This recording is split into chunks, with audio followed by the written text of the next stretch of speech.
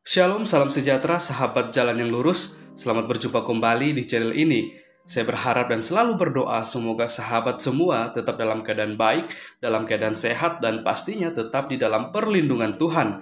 Saya juga mengucapkan banyak terima kasih kepada semua sahabat yang selalu setia untuk meluangkan waktu menonton video-video di channel ini, dan juga terus mendukung perkembangan channel ini dengan mengklik tombol subscribe, like, komen, dan juga share kepada teman-teman yang lain, supaya teman-teman yang lain juga boleh mendapatkan informasi seputar iman kekristenan. Kiranya Tuhan Yesus memberkati kita semua.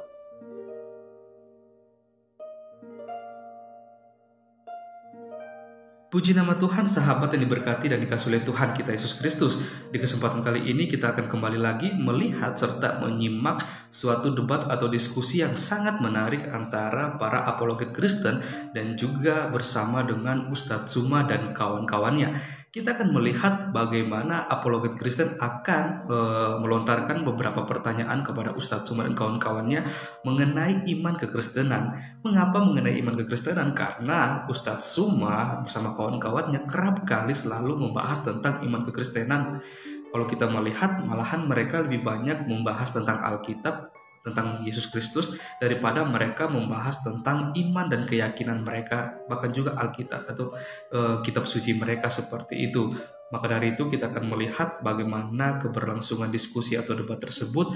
Kita berharap supaya melalui diskusi ini kita semua boleh dicerdaskan, kita mendapatkan suatu pencerahan, dan kita mau melihat kebenaran yang sesungguhnya dibukakan di dalamnya dengan data-data yang valid yang bisa dibuktikan kebenarannya. Oke sahabat semua, selamat menyaksikan. Tuhan Yesus memberkati.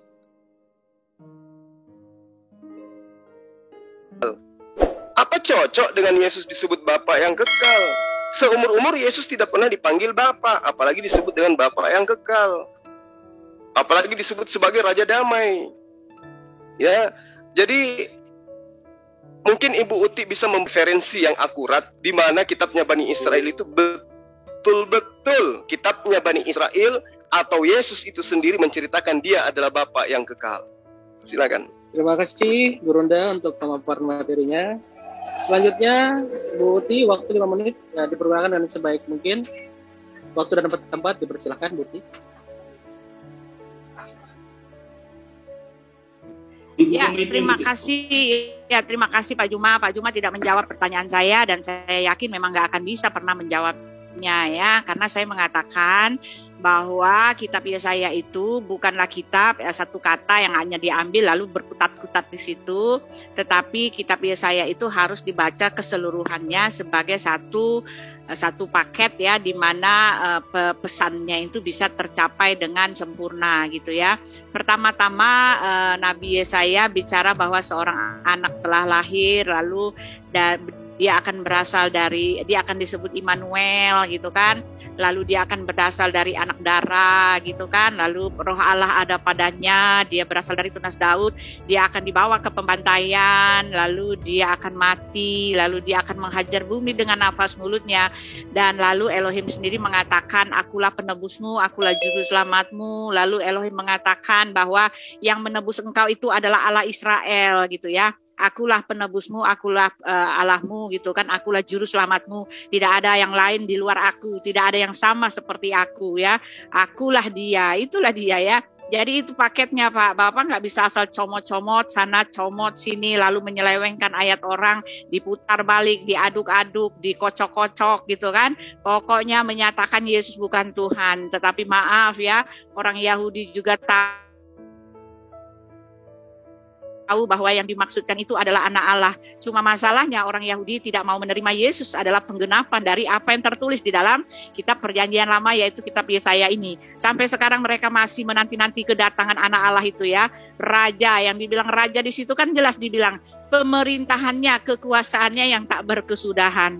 Raja di bumi ini dia ada tenggang waktunya, dia memerintah paling lama 10 tahun. Paling lama 5 tahun, tetapi yang dimaksud raja yang tak berkesudahan itu dia adalah raja di atas segala raja. Satu kali nanti semua orang akan bertalkuk lutut di hadapannya dan menangis meratap-ratap meminta pengampunan darinya gitu kan. Karena dia adalah raja yang tak berkesudahan, itu maksudnya. Pemerintahan yang tak berkesudahan, Yesaya 9 itu, mari saya baca lagi ya. Di situ bukan raja yang raja dunia. Kalau yang tak berkesudahan itu ya dari kekal sampai kekal. Raja dunia mereka semua adalah raja yang ada periode waktunya gitu kan. Ini dia penasihat ajaib, raja yang kekal, penasihat Yesaya, sebentar saya ayat 10-nya ya, saya bacakan ya. Ya dia udah kelamaan ya. Ya itu dia. Jadi lalu apalagi tadi Pak ini mengatakan bahwa ya itu dia penasihat ajaib, tahtanya tak berkesudahan. Tahtanya itu yang tak berkesudahan.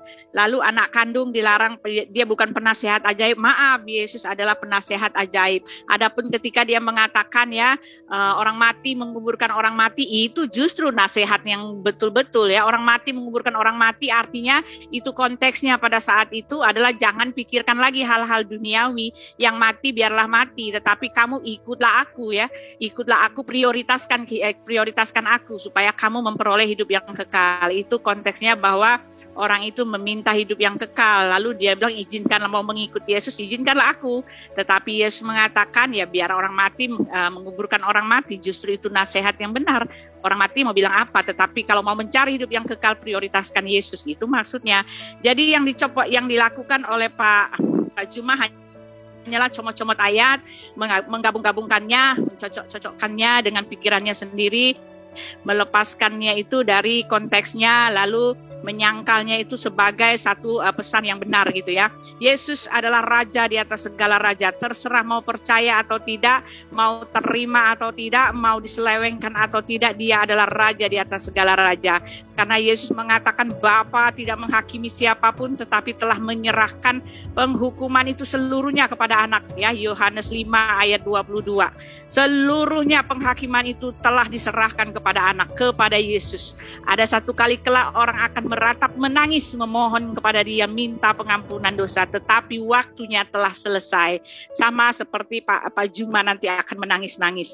Lalu ketika Pak Juma mengatakan, Eli, Eli lama sabachthani, di mana kuasanya Yesus, di mana kuatnya Yesus? Ini lain lagi ya, jadi lain-lain konteksnya lagi ya. Ketika itu Yesus ada di kayu salib, memang pada saat itu dia memang datang untuk mati di kayu salib. Memang dia datang untuk menebus dosa, dan memang dia datang untuk menggenapi apa yang tercatat di dalam kitab Yesaya itu, bahwa dia akan dibantai seperti anak domba yang dibawa ke pembantaian. Di dalam Yesaya 53 jelas di situ dikatakan ya.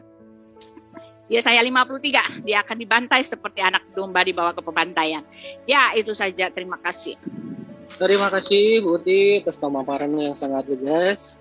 Berikutnya, waktu 5 menit bisa digunakan dengan baik kepada Gurunda semua. Waktu dan tempat kami persilakan.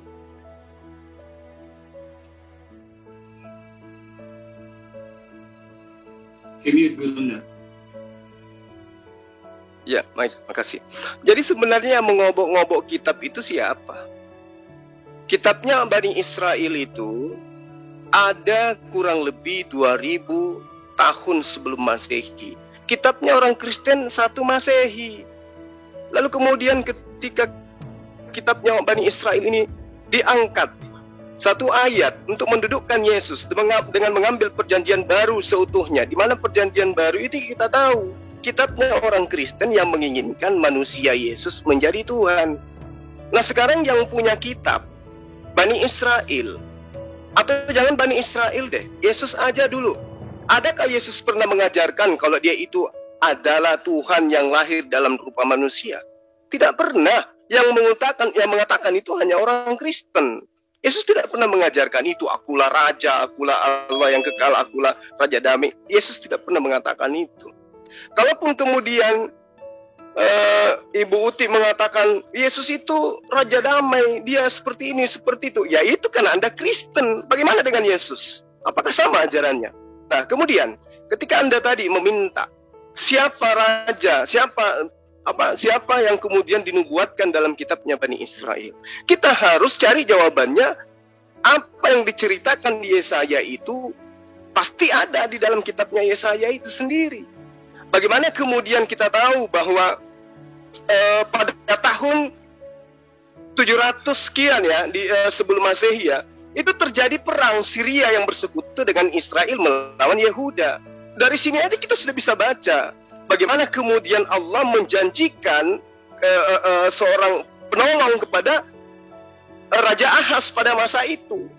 Bisa dilihat di dalam Yesaya 7 dan seterusnya. Di situ bagaimana kemudian adanya perang Silo-Efraim, peperangan yang kemudian disulut oleh keinginan orang Syria dan juga Israel menggalang sebuah koalisi dengan Yehuda guna menghadang meluaskan kekuatan negeri Asyur. Kita semua tahu cerita itu. Bani Israel ngerti, teman-teman praktisi Yudaism yang ada di Indonesia ini tahu cerita itu. Dan itu adalah perang yang kemudian ada campur tangan Tuhan. Bagaimana kemudian Tuhan memberikan penolong kepada mereka. Pemerintahan Yehuda adalah pemerintahan yang dipilih oleh Allah. Sehingga Ahaz beserta rakyatnya yakin bahwa Allah akan menjaganya dari serangan Syria dan Israel.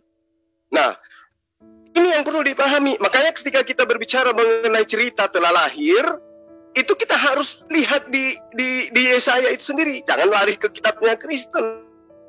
Karena teman Kristen itu mencomot kitab ayat-ayat dalam kitabnya Bani Israel untuk bagaimana kemudian dicocok-cocokkan sebagai penggenapan daripada nubuatan yang dikatakan kemudian nubuatan. Padahal telah lahir itu menceritakan bagaimana kemudian Allah memberikan sebuah pertolongan kepada Raja Ahaz pada kala itu.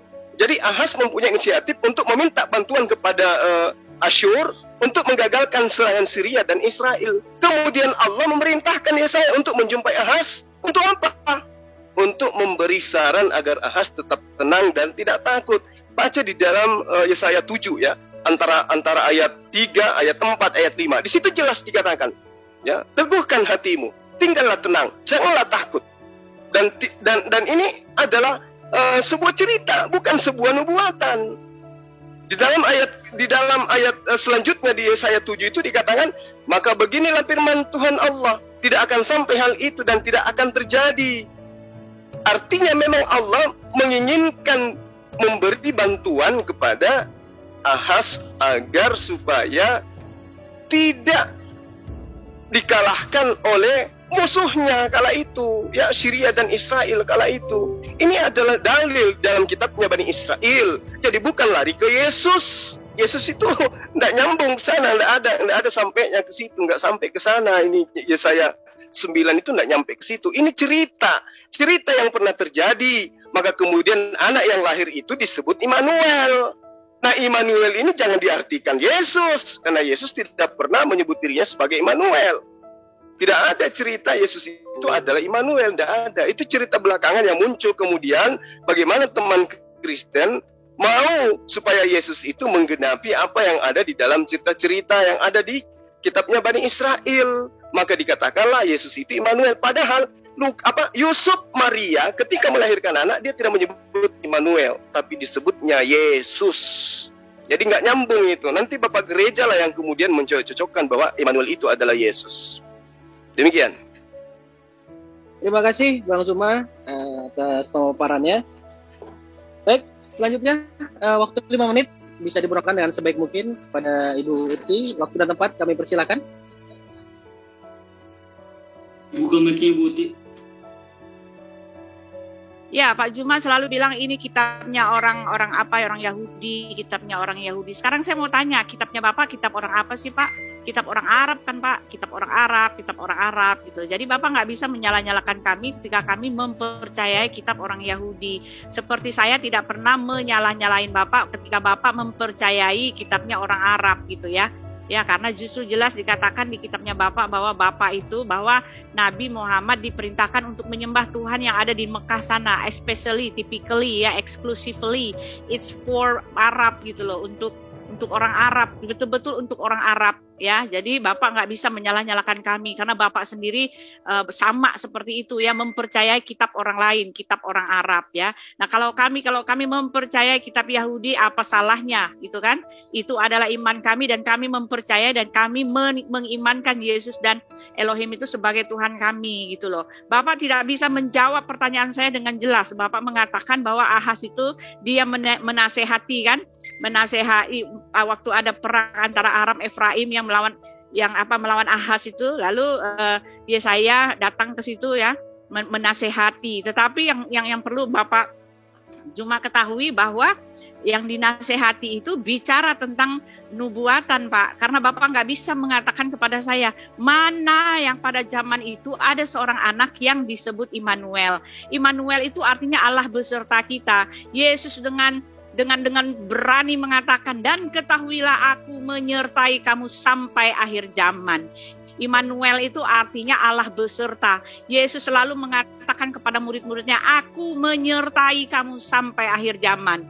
Ya, Yesus itu adalah Allah yang beserta.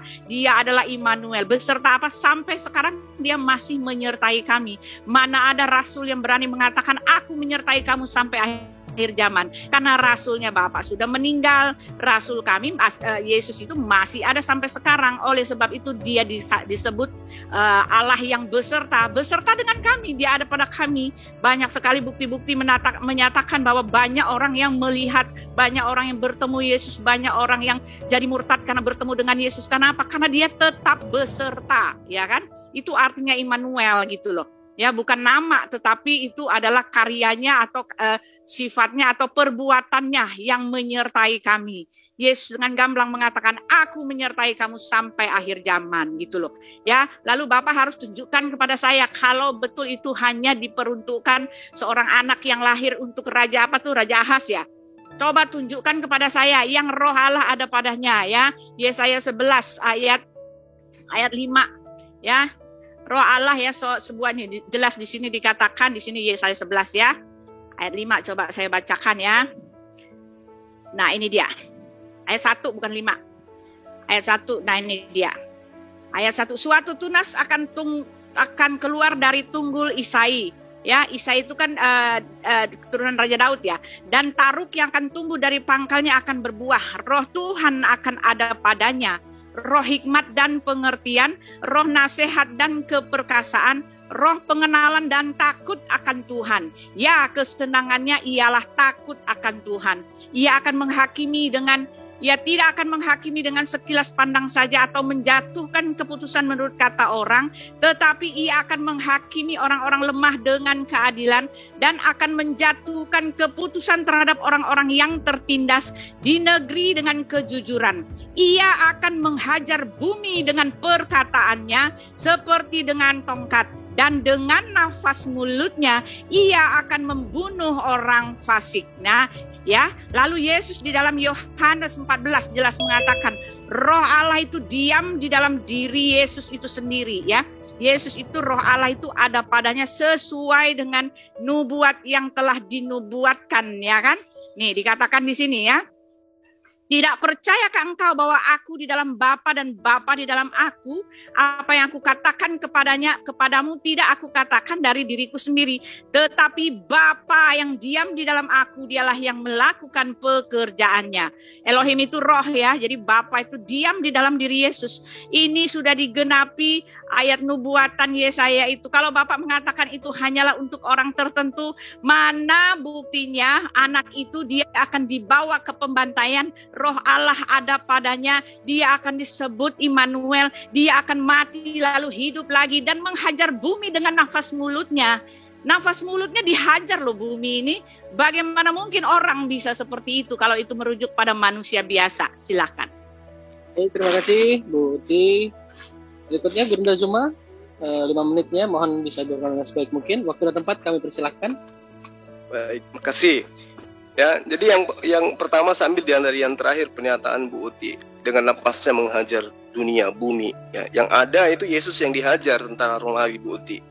Jadi nggak nyambung kali dengan nubuatan ya apa dengan cerita yang ada di kitabnya Bani Israel. Kemudian Anda mengatakan kitab Anda adalah kitabnya orang Arab. Oke. Tapi iman kami dengan iman orang Arab itu sama-sama menyembah kepada Allah, sama-sama meyakini Allah itu satu. Justru kami menjadi Islam karena kitabnya orang Arab.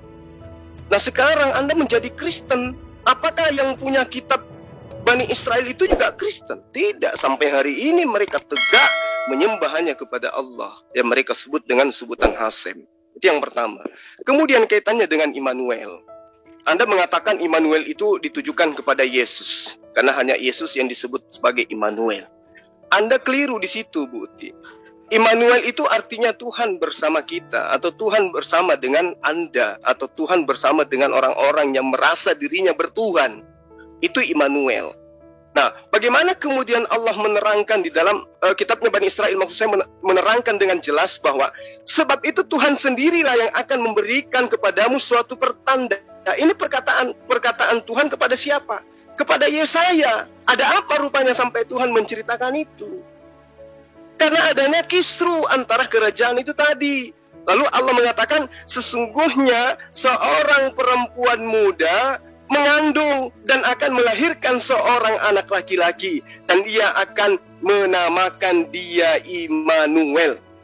Jadi seorang perempuan melahirkan manusia, dan manusia itu diberi nama Immanuel. Sementara Allah itu bukan manusia. Tidak mungkin Tuhan menciptakan dirinya sendiri, lalu kemudian dia dikandung oleh seorang wanita. Dari sini aja sudah error. Ya, ini jelas bahwa bukan hanya yang dijanjikan kepada Yesaya itulah yang disebut Immanuel. Kepada Ishak juga disebut Immanuel. Kepada Yakub juga disebut Immanuel. Kepada Musa juga disebut Immanuel. Kepada Yosua juga disebut Immanuel. Yang namanya Immanuel, Tuhan menyertai kita. Artinya ketika Allah mengatakan kepada Musa, bukankah aku akan menyertai engkau? Nah, itu bertanda bahwa Musa juga disertai oleh Tuhan. Berarti Immanuel juga dia. Kepada Daud juga di 2 Samuel 7 ayat 9. Aku telah menyertai engkau. Berarti Immanuel juga. Ya. Semua yang disertai Tuhan itu Immanuel semua. Bukan hanya Yesus. Jadi Immanuel itu bukan berarti larinya kepada Yesus. Tidak. Itu hanya pandai-pandaiannya orang Kristen mengambil istilah Immanuel untuk didudukkan kepada Yesus. Satu pun dari 4 tanda-tanda Immanuel, anak yang lahir, ya, itu tidak ada pada diri Yesus. Nah, kemudian kita kembali kepada yang tadi. Siapa oknum yang dimaksud di situ? Bukan Yesus telah lahir. Siapapun dia, yang pasti bukan Yesus. Yang tadi yang saya bacakan dalam Yesaya 7 ayat 7. Maka beginilah firman Tuhan, tidak akan sampai hal itu dan tidak akan terjadi. Namun apa yang terjadi? Raja Ahaz pesimis terhadap apa yang disampaikan oleh penerima firman, yaitu Yesaya kepada dirinya. Ya, Yesaya mengatakan Allah menjamin, tapi Ahaz itu tidak begitu percaya. Makanya Yesaya tegaskan di dalam ayat 14 sampai ayat 16 di Yesaya 7. Sebab itulah Tuhan sendirilah yang akan memberimu. Siapa? Ahaz. Ya, Tuhan sendirilah yang akan memberimu pertanda. Sesungguhnya seorang perempuan muda mengandung dan akan melahirkan seorang laki-laki. Seorang laki-laki ini yang lahir menjadi penolong bagi Ahaz, kerajaan Ahaz. Bukan larinya ke Yesus. Ya, jadi tentang nubuat Yesaya, cerita Yesaya akan lahirnya anak laki-laki atau telah lahirnya anak laki-laki yang diterangkan dalam Yesaya 9 itu memang bernama Immanuel. Diperuntukkan untuk Raja Ahaz dan rakyatnya yang ragu atas jaminan Tuhan. Nah, jika kemudian ini diperuntukkan untuk Raja Ahaz rakyatnya, maka lahirnya kemudian itu sudah pasti bukan dilahirkan oleh Maria. Bukan, beda orang itu. Terbukti lagi secara literal, ya, Yesus itu dinamai Yesus oleh Yusuf. Meski pertentangan antara Lukas dengan Markus, yang menamainya adalah Maria, yang satu yang menamainya adalah Yusuf. Ada pertentangan di situ, kontradiksi. Jadi fakta secara literal bukan Yesus bernama Immanuel. Immanuel adalah Immanuel, Yesus adalah Yesus. Demikian. Terima kasih Guru Ndajuma, pemaparannya sangat luar biasa ya. Baik, silakan Ibu Uti. Berikutnya waktu 5 menit bisa diperlukan dengan sebaik mungkin. Dan ini 5 menit terakhir ya Bu Uti ya. Setelah ini kita masuk ke segmen ketiga, yaitu penanya diberikan waktu 30 detik dan untuk penjawab nanti diberikan waktu 3 menit ya Bu Uti. Silakan Bu Uti, 5 menitnya dipergunakan sebaik mungkin. Ya, Pak Juma kelihatan sekali ya dia menyeleweng-nyelewengkan gitu loh. Cuma menolak aja apa yang menjadi kenyataan gitu ya. Pak Juma mengatakan bahwa yang disertai itulah yang Immanuel. Maaf, itu artinya Immanuel itu artinya Allah yang beserta, bukan hasil yang disertai itu ya. Musa disertai itu bukan Musanya, bukan objeknya yang menjadi nama Immanuel, bukan, tetapi yang melakukan, yang subjeknya, pelakunya itu ya. Jadi jangan diseleweng-selewengkan, Pak. Itu artinya Allah yang berserta. Tidak pernah Allah Subhanahu wa taala mengatakan aku menyertai engkau sampai akhir zaman. Oh, tidak pernah ya. Tetapi satu-satunya yang pernah berkata aku menyertai kamu sampai akhir zaman adalah Yesus. Karena dia adalah subjeknya, pelakunya, dialah yang menyertai. Immanuel itu artinya Allah yang beserta, bukan hasil yang disertakan itu, bukan objeknya, tetapi dialah subjek itu, penyerta itu. Ya, dialah yang melakukan penyertaan. Jadi jangan dibalik-balik, Pak. Tidak boleh membalik-balik, Pak. Walaupun kelihatannya kecil ya, tetapi ini besar maknanya, Pak ya. Jadi Musa itu bukan Immanuel, karena Musa itu dia disertai. Yang menyertai dia itu siapa? Ya Elohim. Elohim itulah yang Immanuel gitu loh. Lalu Yesus satu-satunya mengatakan aku menyertai kamu sampai akhir zaman gitu loh. Ya, jadi itu salah Bapak ya. Bapak salah mengasih info ya, sama sengaja disepleset-plesetkan atau gimana saya tidak tahu ya. Lalu di dalam Yesaya Bapak mengatakan bahwa itu jelas itu ya, itu seorang anak, seorang darah itu jelas untuk Raja Ahaz apa tadi ya, untuk Raja Ahaz. Maaf Pak, Bapak tidak bisa menjawab pertanyaan saya ya. Sudah dikatakan itu satu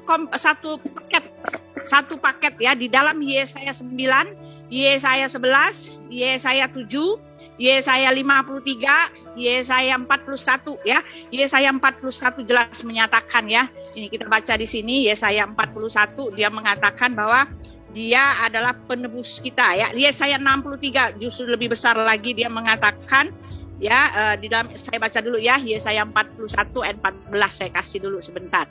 Ya, ini jelas ini dikatakan di situ. Sebentar saya buka dulu. Yesaya 41 ya ayat 14. Hai, janganlah takut hai si cacing Yakub, hai si ulat Israel, akulah yang menolong engkau, demikianlah firman Tuhan, dan yang menebus engkau ialah yang Maha Kudus, Allah Israel ya.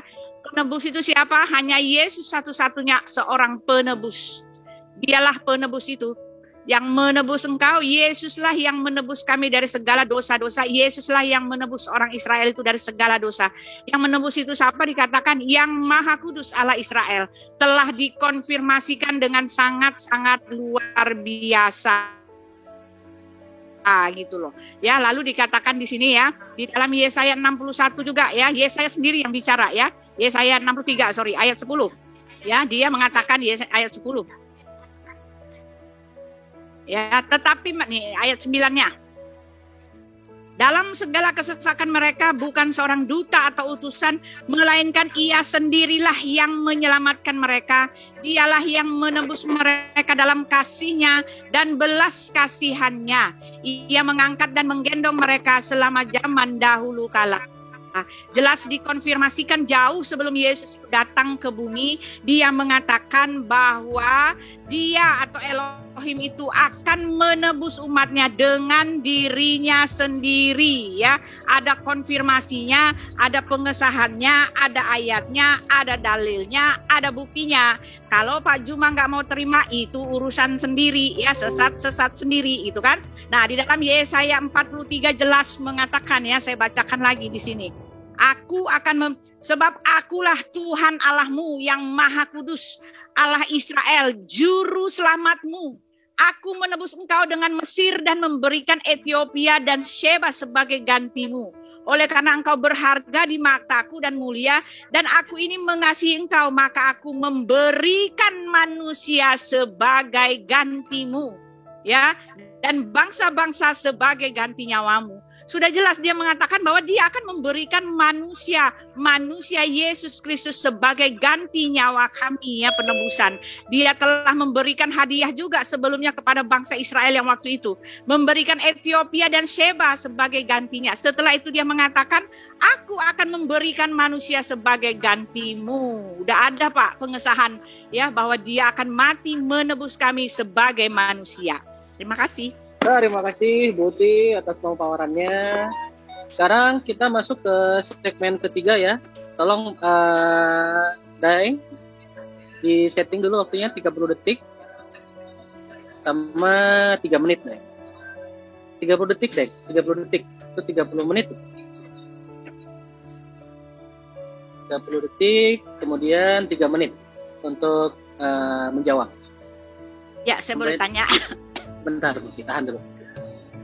Satu lagi, Daeng, 3 menit ditambahin at another time. Ya, 3 menit. Oke, baik. Dari pihak siapa dulu nih? Muslim dulu? Gurunda? Saya belum sempat bertanya, Pak. Saya dulu, Pak ya. Sebentar, Buti. Tadi yang mulai Gurunda. Nah. Oke, silakan. Sekarang giliran Buti ya. Buti 30 detiknya bisa diberikan dengan sebaik mungkin. Ya, terima kasih. Pak Juma, saya sudah menceritakan ya betapa ajaibnya ya karya Tuhan itu ya. Dia sudah datang menjadi penebus dan juru selamat.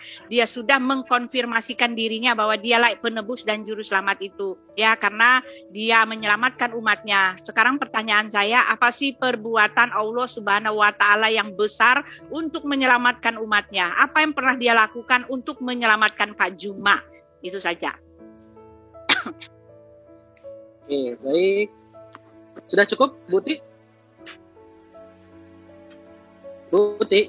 Oke. Oke, silakan Gurunda. Waktu 3 menit bisa dipergunakan sebaik mungkin. Baik. Jadi pertanyaannya Bu Uti, apa yang kemudian Allah Subhanahu wa Ta'ala berikan sebagai karya penyelamatan bagi umat manusia? Kalau di dalam Islam, Bu Uti, konsep keselamatan itu adalah diutusnya Rasulullah Muhammad Sallallahu Alaihi Wasallam. Ya, diterangkan di dalam Al-Quran, apabila engkau ingin mendapatkan pengampunan dari Allah, maka ikutlah kepadaku. Itulah cara Allah menyelamatkan manusia. Qul in kuntum tuhibbunallah fattabi'uni yuhibbukumullah wa yaghfir lakum dzunubakum wallahu ghafurur rahim. Jadi seluruh nabi yang diutus oleh Allah sebagai juru selamat kepada umatnya itu senantiasa mengajarkan apa? Mengajarkan supaya ikut kepada nabi tersebut. Bukan hanya kepada Rasulullah Muhammad SAW. Samanya Abraham yang ikut kepada Abraham diselamatkan. Samanya Musa yang ikut kepada Musa diselamatkan. Samanya Yesus yang ikut kepada Yesus diselamatkan. Samanya Rasulullah Muhammad SAW yang ikut kepadanya diselamatkan. Nah sekarang pertanyaannya, siapa yang mengikut kepada Nabi Yesus? Islam atau Kristen? Itu penting untuk diketahui. Kalau Kristen kan penyembah Yesus, bukan pengikutnya Yesus. Yesus itu adalah praktisi Yudaism. Dia taat kepada apa yang ada Tuhan sampaikan kepada Musa. Dia tidak hilangkan, dia laksanakan, dia jalankan sepenuhnya. Berbeda dengan Kristen. Jadi dalam ajaran agama Islam, Allah menyelamatkan manusia dengan cara mengutus para nabi, memberikan tuntunan kepada manusia melalui wahyunya yang diterima oleh para nabi. Allah menyatakan, hai Nabi, sampaikan kepada kaummu untuk mengenal diriku, untuk tunduk sujud kepadaku, untuk tidak menduakan aku. Seperti itulah cara Allah menyelamatkan. Memberikan manusia ujian, memberikan manusia cobaan. Siapa yang menjalankan perintah, maka dia yang taat, maka dia yang selamat. Siapa yang ingkar terhadap perintah, maka dia tidak selamat. Dianggap dia adalah kufur, ingkar, menutup diri atas perintah Tuhan. Jadi keselamatan di dalam Islam itu jelas. Mengikuti Rasulullah Muhammad SAW. Mengikuti Rasulullah Muhammad SAW berarti melaksanakan perintah Tuhan, menjauhi larangan Tuhan. Itulah yang ada dalam agama Islam. Maka berlaku aturan, Anda bekerja dapat upah, Anda tidak bekerja tidak dapat upah. Seperti itu. Ya, jadi simpel sekali, ajaran dalam Islam itu sama semua sama ajaran nabi-nabi. Apa Tuhan akan membalas setiap perbuatan sesuai dengan perbuatan manusia. Itu ya. Jadi Islam mengajarkan keselamatan seperti yang diajarkan oleh para nabi terdahulu. Bukan penebusan manusia dibunuh di tiang salib. Baik, terima kasih Gurunda atas pemaparannya. Berikutnya Gurunda, waktu 30 menit untuk 30 detik untuk bertanya. Dipersilakan. Baik, saya kembali kepada tema. Yesus adalah praktisi Yudaism. Dia mengajarkan kitab Yesaya. Kedatangannya mengembalikan Bani Israel kembali kepada hukum Taurat, pada hukumnya Nabi Musa, pada kitabnya Nabi Musa, pada pengajaran-pengajaran Nabi Israel. Kalau Kristen sekarang muncul kemudian mengajarkan Yesus itu adalah Tuhan yang menggenapi apa yang ada dalam kitabnya Bani Israel, yang seharusnya mengajarkan itu adalah Yesus. Adakah Yesus mengajarkan kalau dirinya adalah Immanuel? Silakan. Baik, terima kasih. Bisa ditangkap, Bu Uti, pertanyaannya? Bu Uti? Ya. Maaf, Baik. saya. Silakan, waktu 3 menit dipergunakan, Bu Uti. Ya. Sebaik mungkin. Lalu Pak Juma mengatakan bahwa Nabi Muhammad adalah juru selamat. Allah Subhanahu wa taala adalah juru selamat. Pak, satu pun tidak ada pernah saya ketemukan selama saya membuka Al-Qur'an, tidak pernah saya menemukan bahwa ada perkataan Allah langsung yang mengatakan akulah juru selamatmu, akulah penebusmu. Karena ini beda konsep, Pak, ya. Karena orang muslim dia selamat karena cari sendiri, ya. Cari sendiri dan dia selamat bukan diselamatkan. Juru selamat ini yang perlu saya kasih tahu ke Pak Juma. Juru selamat itu artinya dialah instruksi yang moderator. Sebentar Pak. Juru Mungkin selamat. Pertanyaan saya nggak dijawab. Iya, sebentar belakangan. Juru selamat itu artinya dialah yang memberikan keselamatan itu, ya. Alkitab mengatakan tidak ada keselamatan di bawah kolong langit ini, ya, yang olehnya kita beroleh keselamatan, dan keselamatan tidak ada di dalam nama siapapun juga selain daripada Dia yang olehnya kita memperoleh keselamatan, yaitu Yesus Kristus. Itu artinya juru selamat, dialah yang memberi selamat. Juru makan dia yang memberi makan, juru mudi dia yang mengudi, juru minum dia yang memberi minum, juru selamat dialah pemberi juru selamat, dia yang pemberi selamat, bukannya pengajar selamat, penunjuk jalan selamat, bukan, Pak, ya. Salah. Bapak salah ngerti konsep. Nah, pertanyaan Bapak yang mau saya kasih tahu, adakah Yesus itu menunjukkan bahwa Dia Immanuel? Sudah saya kasih tahu, Immanuel itu artinya Allah yang berserta, Tuhan yang berkarya, yang menyertai umatnya. Yesus satu-satunya yang mengatakan, aku menyertai kamu sampai akhir zaman. Kenapa Yesus berani menjamin bahwa Dia menyertai umatnya itu sampai akhir zaman? Karena Dia hidup sampai sekarang, karena dia hidup sampai sekarang dan Dia naik ke sorga, dan Dia satu-satunya nyawanya atau jasadnya yang tidak ada di kolong bumi ini, gitu loh.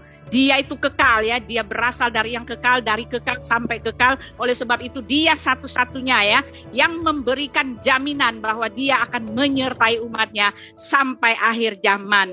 Lalu Bapak mengatakan para praktisi, ya, Yesus mengajarkan Yudaism, Yesus mengajarkan menyembah Elohim. Maaf, ya, Yesus tidak mengajarkan menyembah Elohim. Yesus menyebut bahwa dirinya anak Allah. Barang siapa yang percaya kepada anak Allah itu tidak akan binasa, melainkan beroleh hidup yang kekal. Dialah pemberi hidup yang kekal itu. Yesus mengatakan di dalam Dia, di luar Dia tidak ada keselamatan. Itu artinya bukan Dia menyuruh kami menyembah yang lain, tetapi kami diminta untuk percaya, menerima, menyembah, berbakti kepada Dia, karena Dialah satu-satunya pokok keselamatan itu. Dan aku memberikan hidup yang kekal, Yohanes 10 ayat 28. Dialah pemberi hidup yang kekal itu, Dialah Tuhan itu. Mana mungkin Dia bilang kamu harus menyembah yang sana, karena pokok keselamatan itu adalah Dia sendiri, Pak. Terima kasih.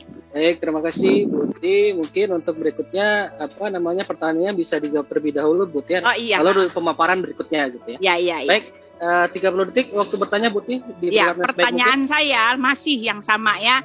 Pak Juma dari awal sampai akhir belum bisa menjawab pertanyaan saya. Ya, kalau memang Allah Subhanahu wa taala itu adalah Elohim, ya, karena sesuai dengan pengakuan atau klaim dari pihak Muslim bahwa Allah adalah Elohim. Kapan dan di mana Elohim, kapan dan di mana ada tercatat di dalam Al-Quran bahwa Allah itulah yang membawa bangsa itu keluar dari tanah Mesir, lalu Dia akan menyertai bangsanya, ya, bangsa Arab atau bangsa umatnya, umat Muslim. Baik. Itu sampai akhir zaman, ya, karena Immanuel itu artinya Allah beserta, ya. Oke, baik, Bu Uti. Ya, di mana ayatnya yang mengatakan Dia beserta dengan umatnya, itu aja intinya. Oke, baik, terima kasih Bu Uti. Silakan Bunda Zuma, waktu 3 menit dipergunakan dengan sebaik mungkin. Baik. Jadi pertanyaan Bu Uti,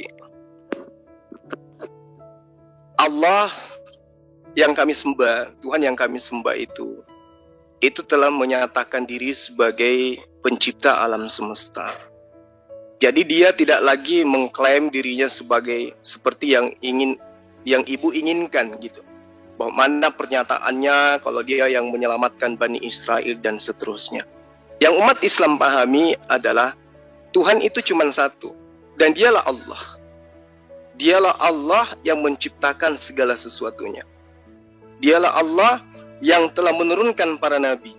Dialah Allah yang menjadi saksi, yang maha hidup apapun yang terjadi pada manusia. Jadi kami tidak pernah ragu itu. Wallahu anzala minas sama, ya, ma'afa ahya bihil ard ba'da mautiha. Inna fi dzalika laayatan liqaumin yasma'un. Jadi Allah yang kami sembah itu adalah Allah yang telah mewahyukan segala firman kepada para nabi. Ya, Anda mau percaya mau tidak, itulah iman kami. Maka dari itulah kemudian kenapa Yesus itu duduk sebagai utusan. Yang mengutusnya siapa? Tuhan kami. Yang mengutus Yesus itu siapa? Allah yang maha suci lagi maha tinggi. Anda mau beriman silakan, Anda tidak beriman tidak ada paksaan. Itulah yang kami imani. Allah yang maha penyelamat manusia. Bagaimana cara Allah menyelamatkan manusia? Dengan cara memberikan hukum-hukum. Hukum yang diberikan Allah kepada manusia sesuai dengan zamannya, sesuai dengan kemampuannya. Ketika Allah berkarya kepada Hatam Nabiyyin, Nabi terakhir, dia menyempurnakan semua syariatnya, semua hukum-hukumnya. Karena memang dari nabi-nabi sebelumnya diberikan aturan main. Tetapi tidak semuanya, karena belum sanggup manusia untuk menjalankan semuanya. Tapi ketika Rasulullah Muhammad SAW itu diutus, dialah yang menyempurnakan segala apa yang menjadi syariat Tuhan, perintah Tuhan. Makanya dikatakan, Qul in kuntum tuhibbunallah fattabi'uni yuhibbukumullah wa yaghfir lakum dzunubakum wallahu ghafurur rahim. Itu jelas. Dulu pada masa Musa ikut sama Musa, selamat. Dulu pada masa Yesus ikut sama Yesus, selamat. Tapi ketika utusan terakhir datang, meski menyembah kepada Allah, tetapi tidak mengakuinya sebagai utusan Allah, yaitu Rasulullah Muhammad SAW, maka tidak akan selamat. Karena konsepnya jelas, Musa diutus oleh Tuhan. Percaya Musa, percaya Tuhannya Musa. Yesus diutus oleh Tuhan. Percaya Yesus, harus percaya kepada Tuhan yang mengutus Yesus. Percaya kepada Tuhan, harus juga percaya kepada utusannya, yaitu Rasulullah Muhammad SAW. Maka untuk selamat, pada masa Musa, harus ikut Musa. Pada masa Yesus harus ikut Yesus. Pada masa Rasulullah Muhammad SAW harus ikut kepada Rasulullah Muhammad SAW. Tujuannya menyembah kepada Tuhan, la ilaha illallah. Itu konsep para nabi, tidak ada yang lain. Baik, terima kasih Gurunda Zuma untuk penjelasannya. Silakan Gurunda Zuma, 30 detik dipergunakan untuk bertanya. Ya, jadi kembali ke pertanyaan saya tadi. Yesuslah yang berhak menyatakan dirinya adalah Raja Perkasa, Allah yang abadi, Raja Damai, dan seterusnya. Tunjuk dalil di mana Yesus menerangkan bahwa dirinya adalah Immanuel. Akulah, ya, akulah Tuhan Allah, akulah Raja Damai, akulah Bapa yang kekal itu. Tunjuk dalilnya. Saya tidak menginginkan dari gereja, saya menginginkan dari Yesus. Karena Yesus itulah juru selamat yang Anda agung-agungkan. Silakan. Ya. Baik, terima kasih Gurunda. Silakan Bu Uti, bisa lebih fokus dulu ke pertanyaan Bu Uti ya, baru untuk pemaparan lainnya. Ya, dalil ya, minta dalil ya. Dalil apa? Immanuel ya. Dalil Immanuel Matius 1 ya. Ini pernyataan dari malaikat sendiri kalau nggak salah nih ya. Matius 1 sebentar ya. Ketika dia lahir sudah dikonfirmasikan oleh malaikat. Sebentar, aduh saya buka dulu ya. Saya nggak bisa nge-share di sini, jadi saya buka di situ saya ya. Matius, sebentar Pak. Matius 1 ayat 21. Matius 1 ayat 21. Ya, saya bacakan ya. Ia akan melahirkan seorang anak laki-laki dan engkau akan menamakan dia Yesus, karena dialah yang akan menyelamatkan umatnya dari dosa mereka. Ya, ini perkataan siapa? Perkataan Gabriel, ya, malaikat. Ya, ketika Tetapi ketika ia mempertimbangkan maksud itu, malaikat Tuhan tampak kepadanya dalam mimpi dan berkata, Yusuf anak Daud, janganlah engkau takut mengambil Maria sebagai istrimu, sebab anak itu ada di dalam kandungan adalah Roh Kudus. Ia akan melahirkan anak laki-laki dan engkau akan menamaikan dia Yesus, karena dialah yang akan menyelamatkan umatnya dari dosanya.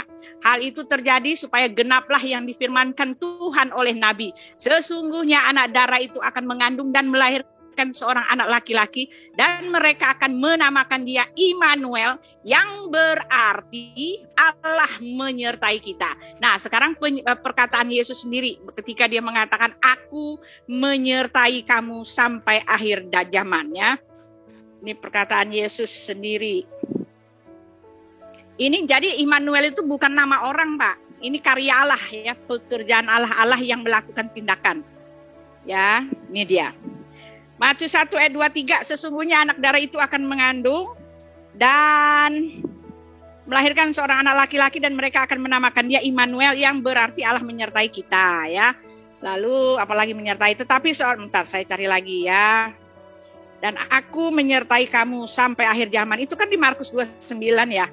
Dan ketahuilah aku menyertai kamu sampai akhir zaman, ya.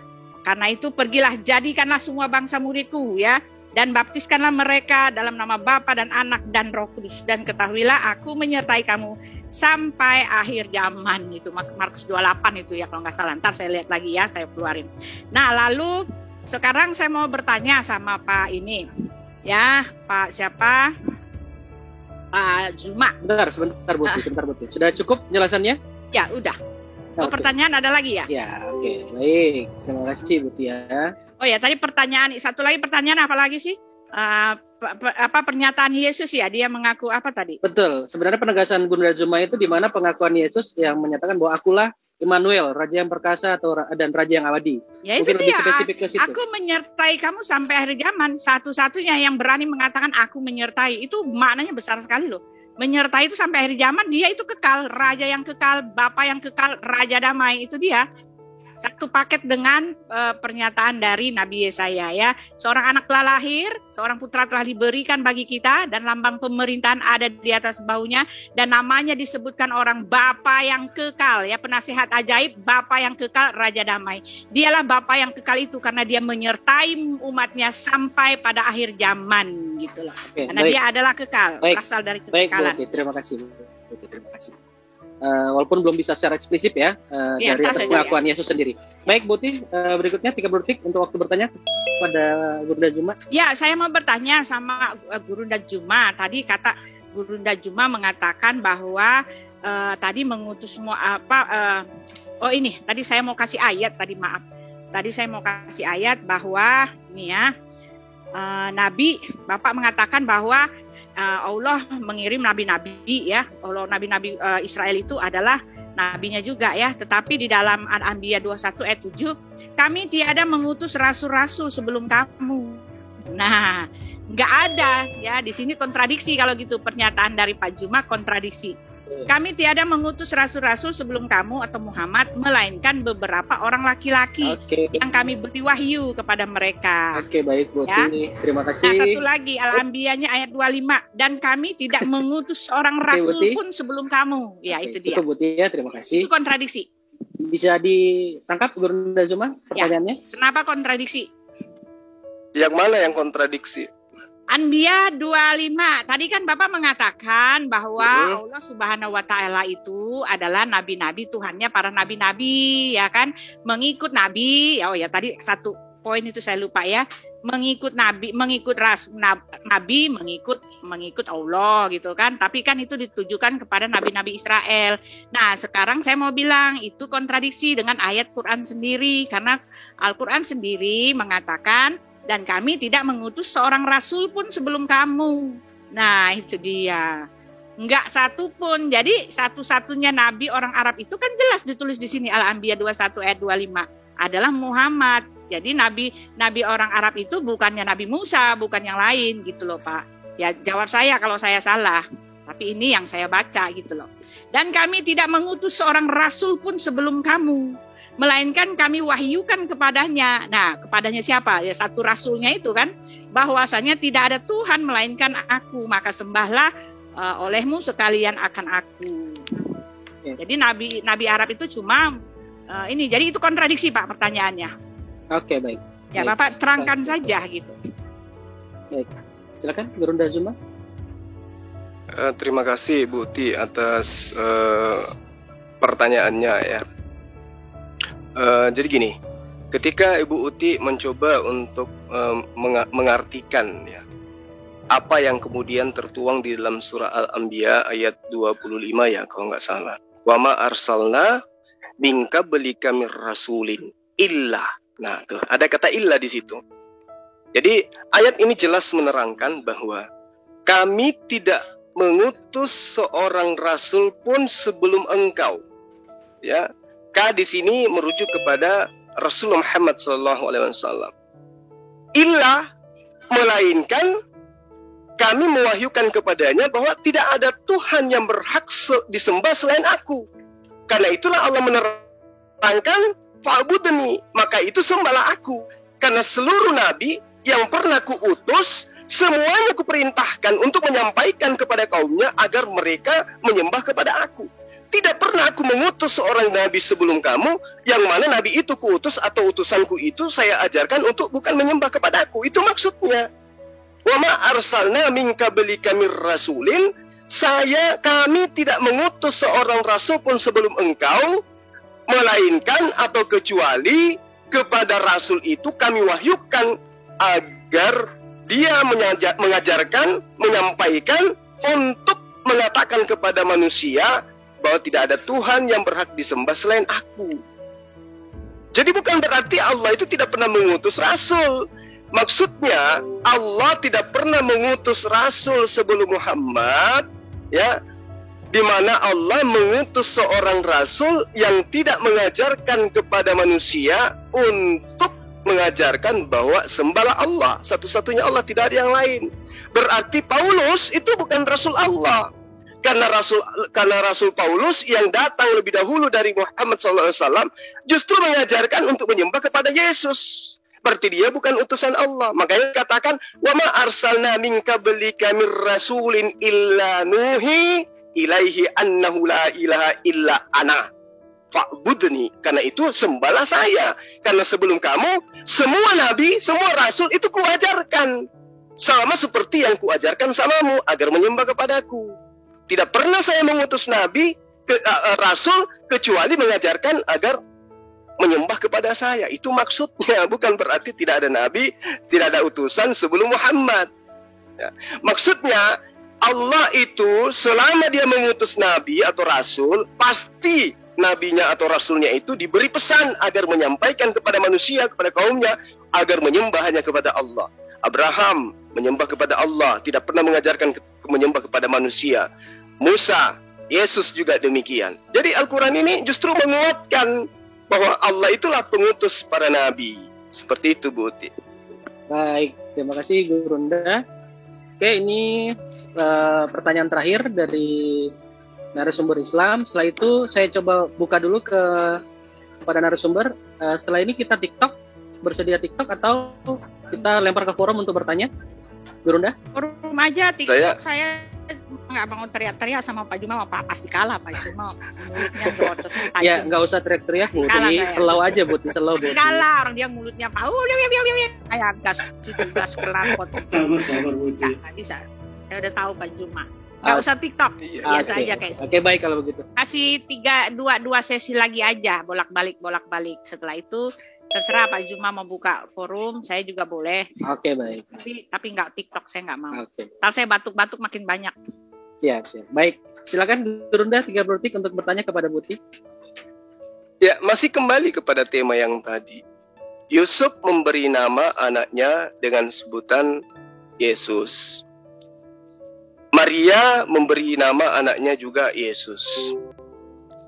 Lalu kapan kemudian Yesus ini bisa dipanggil sebagai Immanuel? Yesus dipanggil Immanuel itu nanti ketika Kristen ini hadir. Nah, pertanyaan saya kepada Bu Uti, coba Anda terangkan di mana Yesus mengatakan bahwa akulah Immanuel yang ada dinubuatkan dalam Yesaya itu. Oh, silakan. Baik, terima kasih Gurunda.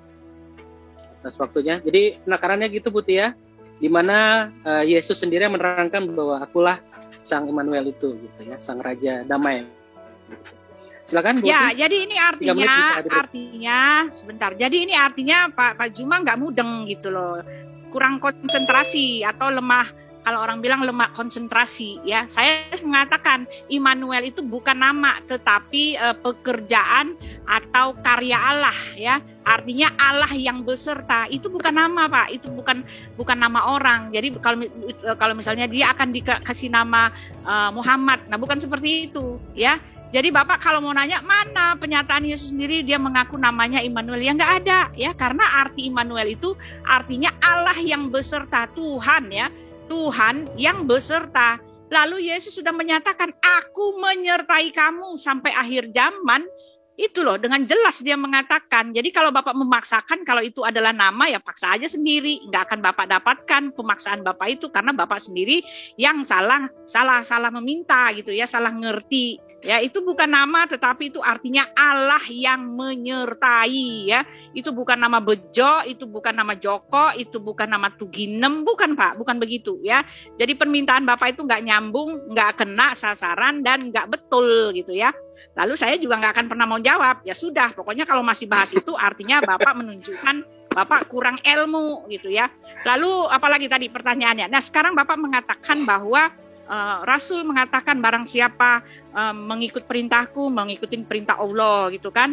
Lalu Musa mengatakan bahwa mengikuti beriman kepadaku artinya beriman kepada Allah.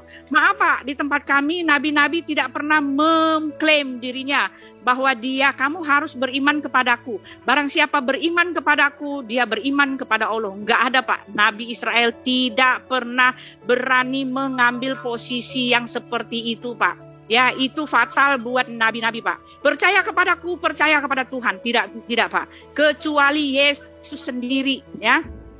Yesus berani mengatakan barang siapa telah melihat aku, dia telah melihat Bapa.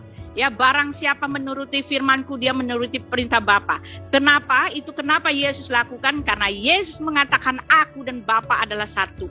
Itu Pak, itu kuncinya ya. Jadi ketika Bapak mengatakan, Musa mengatakan barang siapa beriman kepadaku, beriman kepada Allah. Oh enggak Pak, itu bukan sejajar Pak. Iman, Nabi itu hanyalah sebagai utusan, sebagai hamba ya. Tidak bisa disejajarkan Pak. Ya, ketika ada Nabi yang mengatakan barang siapa mengikut, percaya kepadaku, percaya kepada Tuhan gitu, kepada Allah gitu. Itu mensejajarkan diri Pak. Ya itu mensejajarkan diri. Jadi nggak boleh kalau di tempat kami. Jadi Bapak salah ketika Bapak mengatakan Musa mengatakan beriman kepadaku, beriman kepada Allah. Nggak ada Pak. Semua nabi-nabi mereka menarik diri. Bahkan di Alkitab kami, nabi-nabi itu mereka bahkan tidak memperkenalkan dirinya. Ya rasul-rasul pun begitu. Ya ketika mereka menulis surat, bahkan mereka tidak menulis namanya. Mereka harus yang terkebelakang dan Tuhan harus yang ke depan. Dan mereka tidak sejajar. Tidak ada yang berani mengatakan barang siapa beriman kepada aku, beriman kepada Tuhan. Nggak ada Pak. Itu fatal. Terima kasih Buti atas pemaparannya. Baik, selanjutnya kita masuk ke segmen ketiga untuk sesi tanya jawab ya. Silakan untuk Ivan Pila, audiens Zoom yang mau bertanya bisa resen ya. Ini saya berikan kesempatan terlebih dahulu, Bang Handi. Oh iya, saya yang boleh tanya ya. Silakan. Ya keduanya ini pertanyaan pendek aja. Ini pertanyaan klasik sebenarnya belum pernah terjawab. Ini Yesus terus jadi sasaran. Bukan cuma minta manang pernyataan Yesus, Buti menjawab pernyataan malaikat. Saya mau nanya nih. Sebenarnya yang menciptakan alam semesta ini yang berkuasa sekarang ini siapa sih? Yesus atau bukan? Ya, saya jawab. Sekali lagi saya ulang. Sebenarnya yang berkuasa, yang menciptakan alam semesta ini, yang mengatur kehidupan manusia, Yesus atau Bapa? Atau Roh Kudus? Atau semuanya? Ya boleh dijawab di antara keduanya. Bang Juma dan Ibu Uti silakan. Ya Bang Juma ya nggak bisa jawab lah. Dia aja masih nanya-nanya sama saya. Dia nggak tahu apa-apa. Apa Juma? Ya sama silakan, saya lah ya. Karena kami mengenal Allah Tritunggal ya. Ketika saya mengatakan yang menciptakan langit bumi itu adalah Yesus, ya itu berarti juga Allah juga. Yang menciptakan Allah itu ya berarti termasuk di dalamnya juga Yesus. Ada Roh Kudus di situ. Itu saja. Jadi kalau untuk bicara tentang Allah Tritunggal ya nanti saya kasih tahu dulu ya. Tetapi saya mau jawab Pak Juma tadi belum terakhir ya. Di mana kenyataan bahwa Yesus adalah Tuhan itu banyak sekali Pak ya. Banyak sekali Pak ya. Yang memberikan hidup yang kekal itu adalah Yesus gitu loh. Ya. Jadi di dalam Lukas 6 ayat 5 ya, Yesus itu adalah Tuhan di atas hari Sabat. Di dalam Matius 15 ayat 41 bahwa dia akan menyuruh, dia akan datang ya. Yesus itu yang anak manusia itu akan datang menyuruh malaikat-malaikatnya ya untuk mengumpulkan manusia pilihannya itu dari keempat penjuru bumi ya. Berarti nggak jawab pertanyaanku Lah iya, kalau kamu yang saya mengatakan kalau mana yang menciptakan langit dan bumi ya Yesus. Karena Yesus itu adalah firman nih di dalam Kolose. Nih mari saya bacakan ya. Jadi bukan Bapa ya, Bu ya? Jadi bukan ya, Yesus itu adalah Bapa. Makanya kamu nggak bisa pisah-pisahin. Pertanyaannya jangan memframing. Jangan mengarahkan pertanyaan sesuai dengan yang kamu mau. Ya, ikuti kami punya konteks ya. Sama seperti ketika kamu nanya, mana pengakuan Yesus dia mengaku Tuhan? Loh, itu kan konsepnya kalian. Jadi jangan konsep kalian disama-samakan dengan kami. Tuhan kita beda. Ya, Tuhannya Pak Juma itu yang bertauhid. Tuhan kami itu Allah Tritunggal. Mau diterima atau enggak, itulah dia kenyataannya. Orang Yahudi pun mengenal konsep anak Allah. Kenal. Mesias mereka tahu gitu loh. Mereka hanya menolak bahwa Yesus itu adalah penggenapannya. Itu saja. Baik, banyak lagi yang jawab pertanyaanku. Iya. Ya, jadi pertanyaannya harus sesuai dengan konsep kami. Apakah Yesus itu pencipta langit dan bumi? Dia juga adalah Allah juga. Gitu harusnya pertanyaannya. Buset, diajarin bertanya biar mudah dijawab gitu. Banyak lagi dia jawab pertanyaanku. Ya karena pertanyaanmu nggak nyampe, nggak ngerti gitu. Kalau mau bertanya minimal ngerti dikit lah gitu daripada aku lebih sama sekali. Orang aku lebih ngerti daripada situ, orang aku kenal Yesus kok. Pret. Cuma dijawab. Pertanyaannya Bang. Itu Bang. Tadi sih pertanyaannya dibuka sama yang lain aja deh. Udah selesai nih kita ya Pak Juma ya. Yang menciptakan alam semesta ini sebenarnya Allah. Apakah Allah, apakah Yesus, apa Roh Kudus, apa tiga-tiganya? Menurut Ibu Uti tiga-tiganya katanya. Itu doang sih Pak Juma.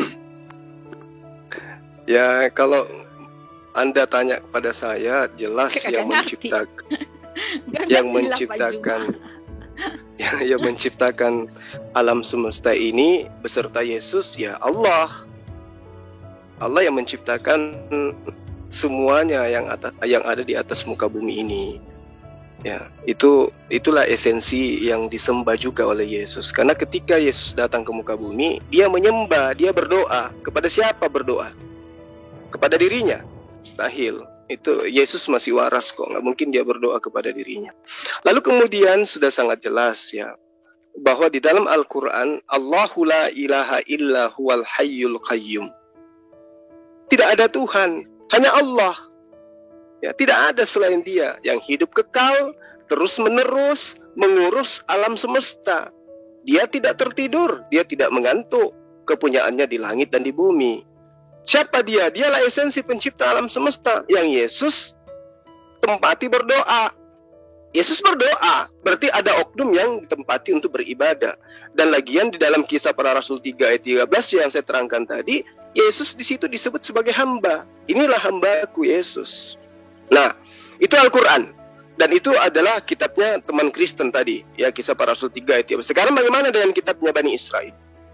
2 Raja-Raja 19 ayat 19, Yeremia 10 ayat 10, Zakaria 14 ayat 9, Yesaya 34 ayat 16.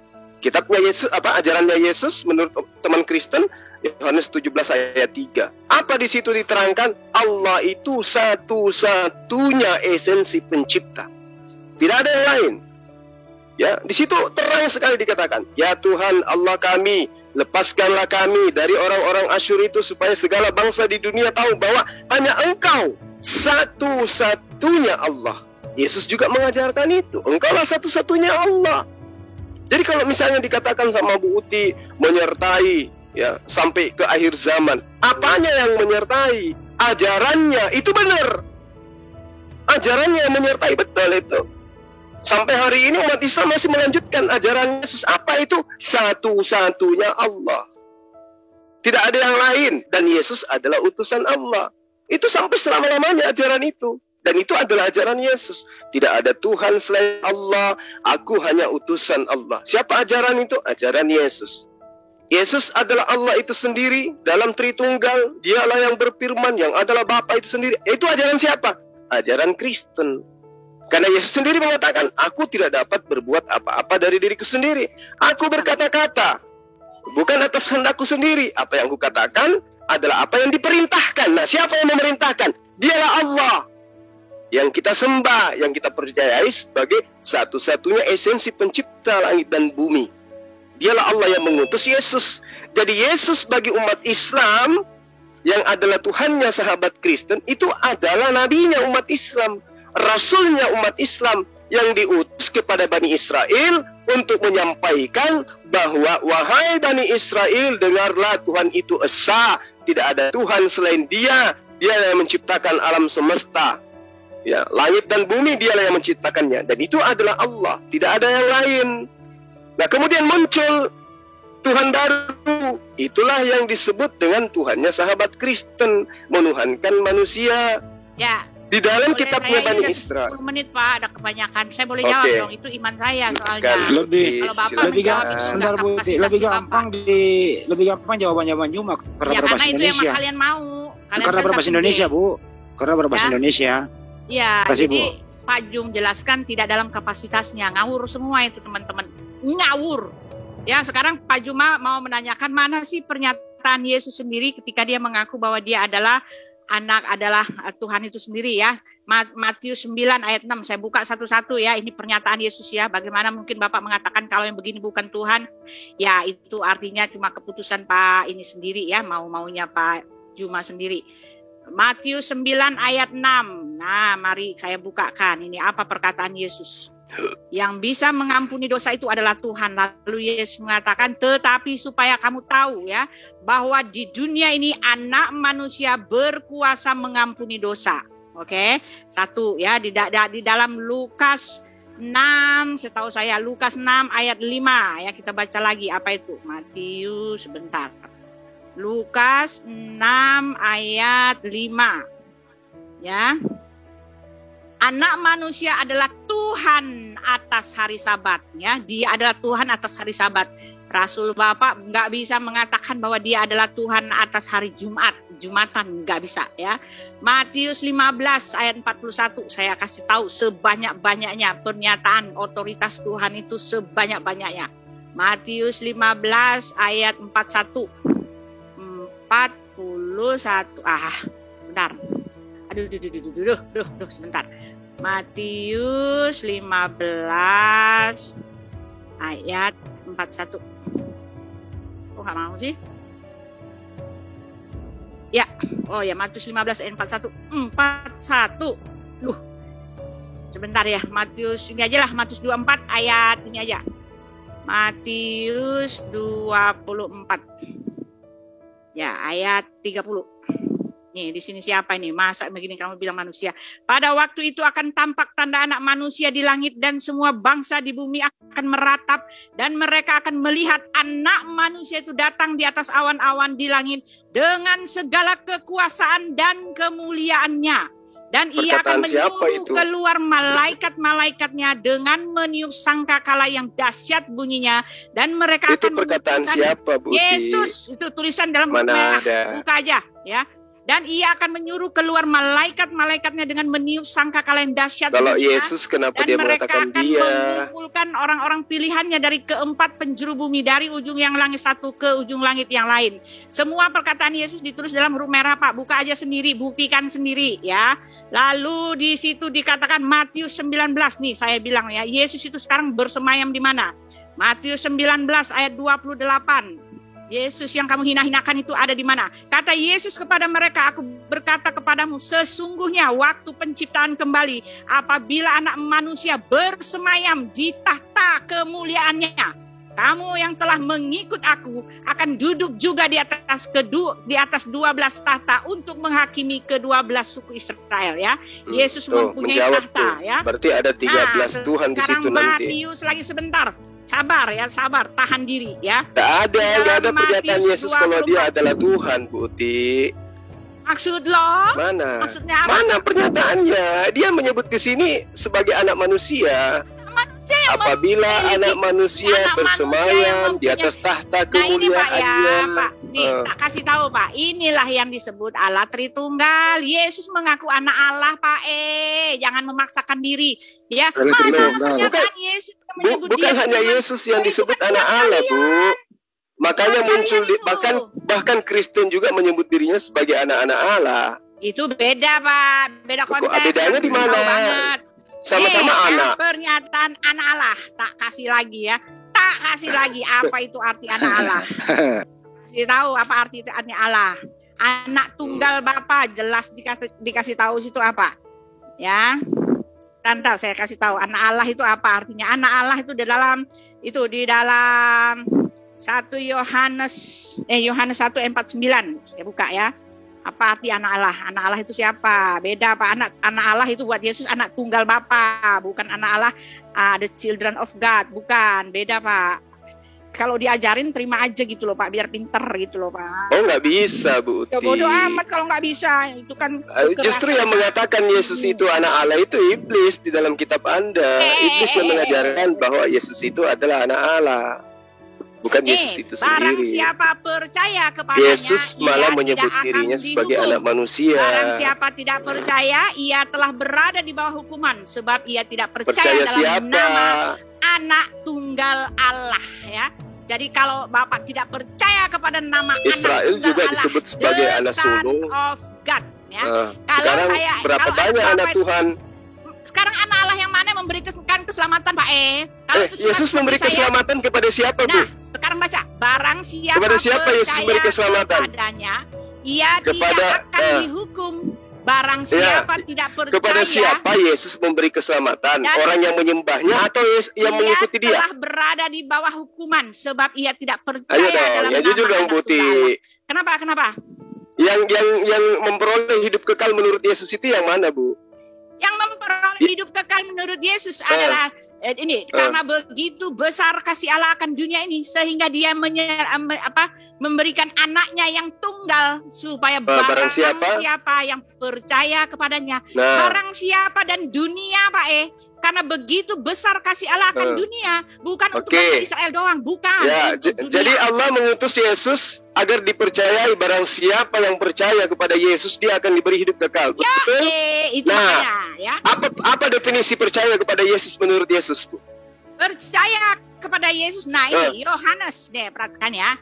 Percaya kepada Yesus menurut Yesus itu seperti apa? Yohanes 6 ayat 40 nih, tak bacain ya. Sebab inilah kehendak Bapakku, yaitu supaya setiap orang yang melihat anak. Nah, anak itu Yesus kan ya. Dan yang percaya kepadanya beroleh hidup yang kekal. Iya, saya tahu.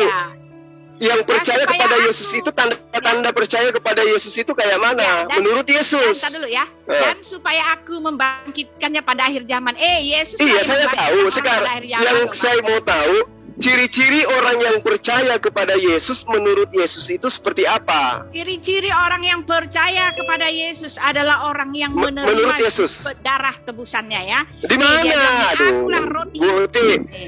Tanda-tanda orang yang percaya menurut Yesus adalah mereka melakukan pekerjaan-pekerjaan yang Yesus lakukan. Gimana tuh?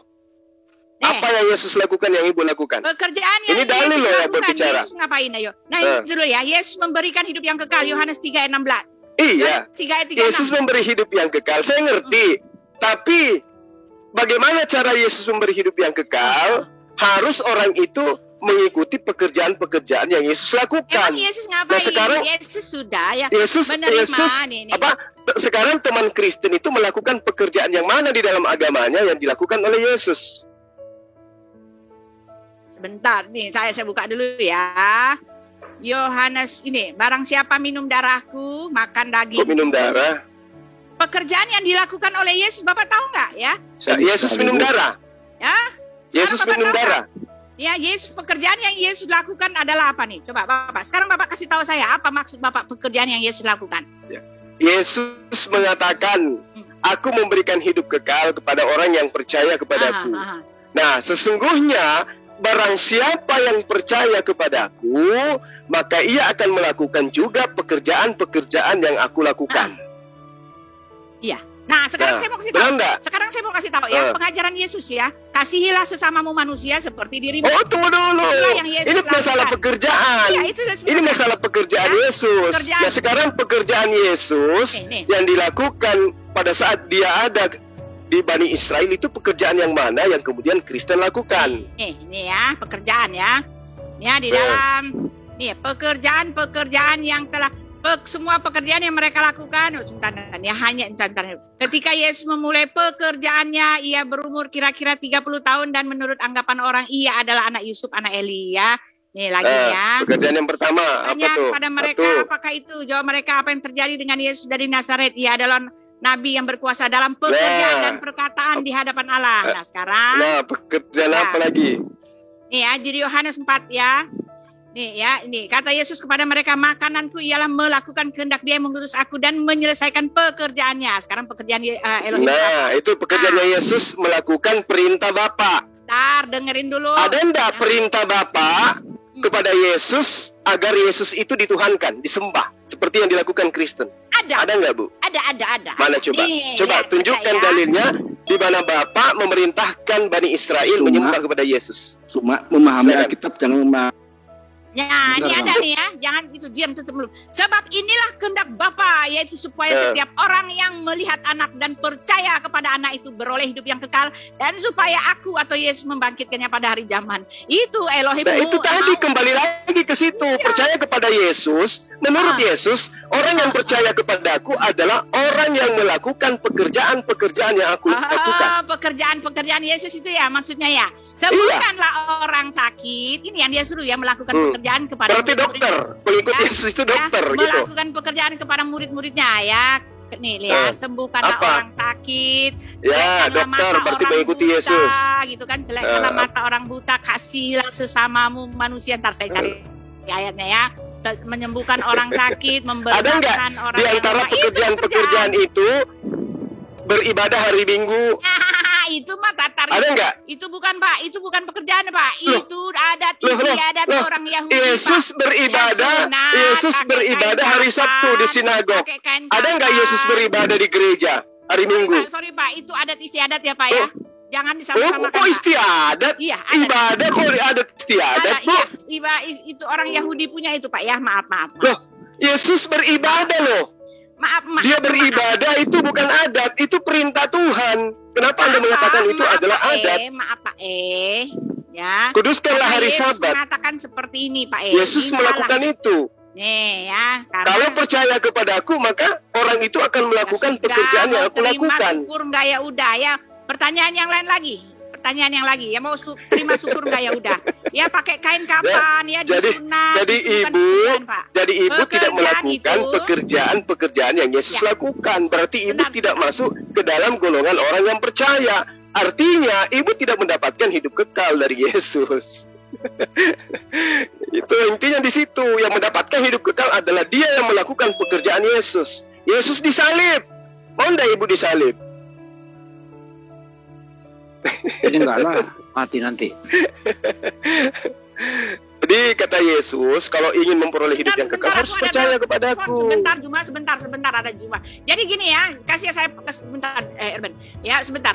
Ya sekarang kalau Pak Juma mengatakan pekerjaan-pekerjaan yang dilakukan oleh Yesus itu adalah disunat, adalah pergi ke bait Allah, adalah memakai kain kafan, adalah sembah sujud, itu adalah tata cara adat istiadat orang Yahudi. Tetapi Alkitab dengan jelas menyatakan bahwa pekerjaan Yesus itu adalah dia menyembuhkan orang sakit, dia membangkitkan orang-orang mati, lalu dia memberi makan 5.000 orang, lalu dia mengajarkan ibu bisa lakukan itu, ibu bisa lakukan Allah. Itulah pekerjaan. Ibu bisa lakukan itu, lalu membuat orang mati hidup. Pergilah ke seluruh dunia dan jadikanlah semua bangsa muridku, ya. Sembuhkan orang sakit, celekkan mata orang buta, itu yang dimaksud pekerjaan. Siapa yang mendengarkan perintah Yesus pertama kali ketika ada instruksi dari Yesus, pergilah ke seluruh dunia. Siapa yang pergi ke seluruh dunia? Ayo Ibu, Buti, siapa yang pergi ke seluruh dunia? Ada enggak orang Kristen yang pergi ke seluruh dunia memberitakan Injil? Ada enggak? Ya banyak, di sini aja saya udah memberitakan seluruh dunia itu. Ah? Ibu udah pernah ke... Sebentar ada telepon ini. Iya, halo. Oh, maksudnya melalui lautnya dia. Ya sudah ya. Ya sudah. Jadi gitu ya teman-teman ya, pekerjaan yang dimaksudkan Pak Juma adalah Jadi pekerjaan yang Ibu sebutkan tadi itu tidak satu pun tersentuh kepada pekerjaan yang dilakukan oleh Kristen, menyembah Yesus, makan babi, ibadah hari Minggu, tidak sunat. Itu tidak pernah Yesus lakukan. Pekerjaan-pekerjaan itu pekerjaan baru yang dilakukan oleh orang Kristen. Sementara Yesus mengatakan, sesungguhnya barang siapa yang percaya kepadaku, dia akan melakukan juga pekerjaan-pekerjaan yang aku lakukan. Ternyata teman-teman Kristen tidak melakukan pekerjaan yang Yesus lakukan. Pekerjaan apa yang dilakukan oleh Yesus? Nah, pekerjaan Yesus apa? Yesus menyembuhkan orang sakit. Yesus memberi makan 5.000 orang. Itu pekerjaannya, Pak. Hari-hari, Pak, hari-hari ya, bukan Yesus disunat. Ada enggak Yesus ada enggak Yesus itu menyembah dirinya, Bu? Ibadah ya. Ada enggak Yesus itu bekerja menyembah dirinya Yesus itu? ini kan pertanyaan orang nggak tahu, Pak. Jadi saya harus kasih tahu, tapi ini bukan ini dalilnya jelas. Barang siapa yang percaya kepadaku, dia melakukan pekerjaan. Ya, pekerjaan yang disuruh Yesus ini kan. Yang pernah aku lakukan. Nah, Kristen menyembah Yesus. Itu pekerjaan yang dilakukan Kristen mencontoh kepada siapa? Ada nggak Yesus mencontohkan pekerjaan begitu? Ya ada lah, dia yang menyembuhkan orang sakit, makanya baca Alkitab ya orang. Nggak menyembah kepada Yesus. Ada nggak Yesus percaya nih? Sekali saya mau kasih tahu ya, di dalam makna percaya itu artinya setelah kami percaya, kami menerima Dia sebagai Tuhan dan Juru Selamat kami. Di mana dalilnya itu, Bu? Yesus mengatakan satu-satunya Allah yang benar itu adalah Dia yang telah mengutus Yesus, satu-satunya loh. Baca ya. Yohanes 17 ayat 5 ya, kita baca dari awal ya. Ya, Yohanes 17 ayat 5 ya. 17 ayat bukan ayat 1 ya, dari ayat 1 dulu ya. Kita lihat siapa ini. Demikianlah kata Yesus, lalu ia menengadah ke langit dan berkata, Bapa, telah tiba saatnya permuliakan anakmu ya. Yesus ngapain itu? Ya, Yesus itu siapa? Anaknya Bapa ya. Anaknya Bapa. Ini Yesus berdoa kan? Tulisannya itu anaknya Bapa. Ya, oke? Yesus berdoa enggak di situ? Dengarkan dulu. Supaya anakmu mempermuliakan engkau ya. Nomor Yesus 2, di situ berdoa atau tidak? Ya, dengarkan dulu. Ya, sama seperti engkau telah memberikan kepada Yesus. Bapa memberikan kepada Yesus kuasa atas Yesus segala menerima yang dari siapa? Dengarkan, ya. Bapa siapa yang memberi kepada Yesus kuasa atas segala yang hidup. Berarti ya, ada oknum memberikan kuasa kepada oknum lain. Dengarkan ya. Demikian pula ia atau Yesus akan memberikan hidup yang kekal kepada semua yang telah engkau berikan kepadanya. Jadi kesimpulannya Elohim memberikan kuasa untuk hidup kepada yang kekal kepada Yesus. Lalu Yesus yang memberikan kuasa, memberi juga kuasa kepada Jadi ayat yang ketiga berarti yang diberi kuasa oleh Yesus Tuhan juga. Ya, sekarang ya. Inilah hidup yang kekal itu, yaitu bahwa mereka mengenal engkau satu-satunya Allah yang benar dan mengenal Yesus Kristus yang telah engkau utus. Dari mana asalnya kamu mengatakan Yesus bersahadat di sini? Sedangkan di ayat ini Yesus berdoa atau tidak? Dengarkan dulu, ini bukan konteks berdoa. Nanti saya kasih tahu soal berdoa. Saya kasih tahu ini Yesus berdoa. Bapak, telah tiba saatnya permuliakanlah anakmu, supaya anakmu mempermuliakan engkau. Sama seperti engkau telah memberi kepadanya kuasa atas segala yang hidup, demikian juga Dia akan memberi hidup kekal kepada semua yang engkau berikan kepadanya. Putih, dengar dong. Ini kan Yesus berdoa. Yesus diberi hidup yang kekal. Siapa yang beri hidup yang kekal? Nah, ini kan plesetan, ini penipuan, tepu-tepu. Bagaimana Bapak mengatakan ini dalilnya ada? Yesus menerima kuasa untuk memberikan hidup yang kekal. Bukan Yesus diberi hidup yang kekal. Ini tepu-tepu nih, Pak. Yesus diberi kuasa. Ini dalilnya ada. Dengar. Inilah hidup yang kekal itu. Ya kan? Apa hidup yang kekal menurut Yesus? Apa? Mengenal Tuhannya Yesus, satu-satunya Tuhan. Emang salah? Nah, sekarang emang salah? Nih, emang salah itu? Salah. Coba Anda yang benar yang mana tuh? Satu-satunya Tuhan itu yang mana menurut Yesus? dengarkan saya ya, ayat yang kedua ya. Sama seperti engkau telah memberikan kepadanya, di sini kepada Yesus, kuasa atas segala yang hidup. Jadi Yesus pemberi kuasa atas segala yang hidup. Demikian pula ia atau Yesus akan memberikan hidup yang kekal kepada semua yang telah engkau berikan kepadanya. Ya, ayat kalau Yesus yang diberi, dengar dulu Bu, Yesus diberi kuasa, sehingga dia adalah Tuhan. Yesus juga memberi kuasa kepada yang lain supaya dia hidup kekal. Berarti yang diberi Yesus ini juga Tuhan dong. Nah, sekarang begini ya, di dalam Yohanes 10 ayat 28, dan aku memberikan hidup yang kekal kepada mereka, dan tak seorang pun mengambil mereka daripadaku. Bapakku yang memberikan mereka kepadaku. Yesus memberi hidup kekal. Jangan menyesatkan Yesus orang, memberi hidup yang dong kekal sama yang punya agama. Ya, jangan sok tahu. Yesus memberi hidup yang kekal. Jangan sok tahu ya. Ya, dan Yesus memberi hidup yang kekal. Betul, Bu? Dan aku memberikan hidup yang kekal kepada mereka. Yesus, dengar. Jangan ketakutan, jangan ketakutan. Ya, dan aku memberikan hidup yang ketakutan kekal. pula. Ibu yang ketakutan. Kasih saya kesempatan ngomong. Kalau kamu nggak kasih kesempatan saya ngomong, kamu ketakutan. Kamu menutupi fakta. Jadi gantian, Bu. Enggak dong. Ya, faktanya Yesus berdoa, itu aja dulu. Nah, sekarang, dan aku memberikan hidup yang kekal kepada mereka, dan tak seorang pun, dan mereka tidak akan binasa sampai selama-lamanya, tak seorang pun merebut mereka dari tanganku. Bapakku yang memberikan mereka kepadaku lebih besar daripada siapapun. Nah, termasuk kepada Bapa, Yesus. Dengerin, aku dan Bapa adalah satu. Dua-duanya pemberi hidup yang kekal. Karena Yesus Allah. Dua-duanya. Sementara Yesus mengatakan satu-satunya. Gimana sih, Bu? Ibu mengatakan dua-duanya. Makanya dengerin. Yesus mengatakan satu-satunya. Yang mana yang benar ini? Yesus, Ibu atau Yesus? Pemberi hidup yang kekal itu adalah Elohim, satu-satunya yang benar, dan utusan Elohim yaitu anak Bapa itu.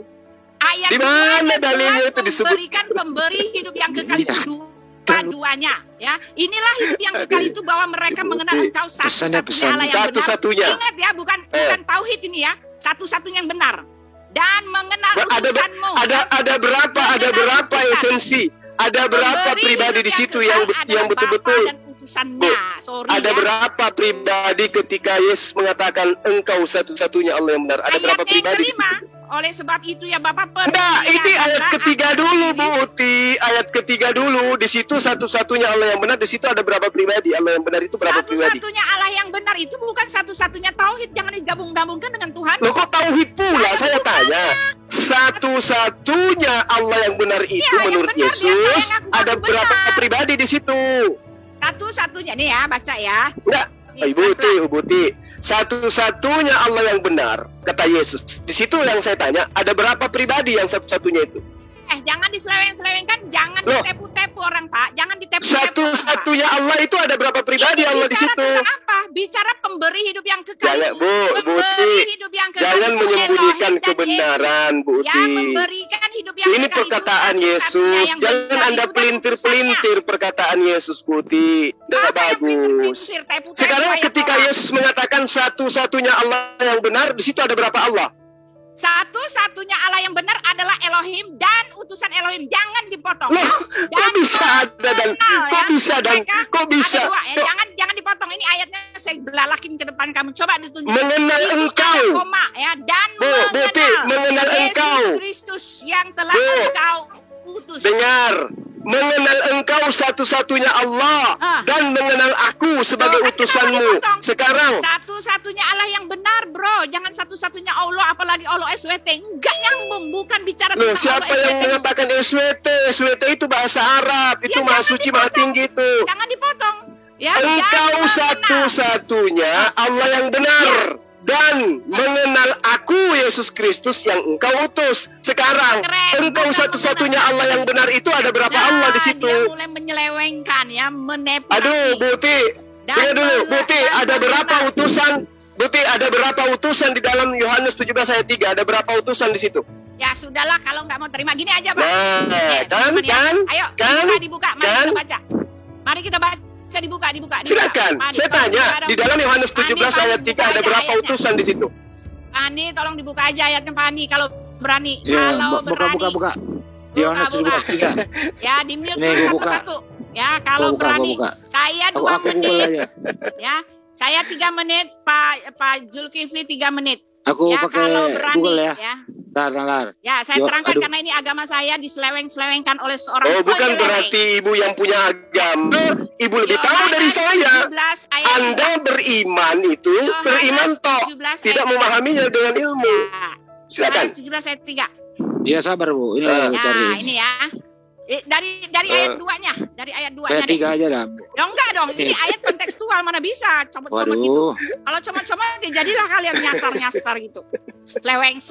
Yohanes berapa nih? Menyelewengkan itu ibu, bukan saya. Yohanes 17 ya. Ayat pertama sampai ketiga biar Ibu Uti punya apa pemikiran terbuka. Tampilkan mana sih? Tampilkan mana sih? Yohanes 17 ayat. Tampilkan semuanya satu perikop dah. Ih, Lanjut. Sabar Bu. ayo dong Pak Handi Pak Handi nih dilama-lamain Bung. ini. Ini ya Bu. Memihak nih Pak Handi nih, memihak dia nih. Ya, Memihak gimana sih orang cuma ngambilin ayat masih gua lama amat. nggak berpendapat. Ntar gua batuk-batuk Tadi Yohanes 17:3. Minum air Yohanes putih. 17 ayat 3, bukan 17:3 gitu ya, nggak ketemu lah. La ilaha illallah. Yohanes ayat 17. Tuh. Itu kan gue. Blek banget. Pakai S.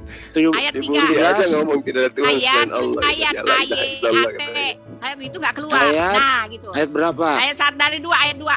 Dari 2. Ayat 1 sampai 3 aja Ya, biar 1 Ibu Uti sampai 3. sadar. Sampai 5.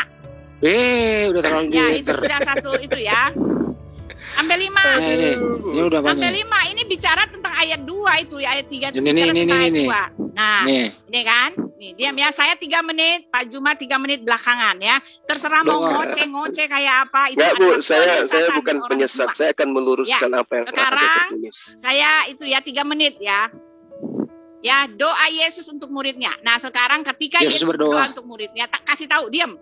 Ya, ketika Yesus berdoa untuk muridnya, ini dia bertindak sebagai imam ya, tercatat di dalam Ibrani ya.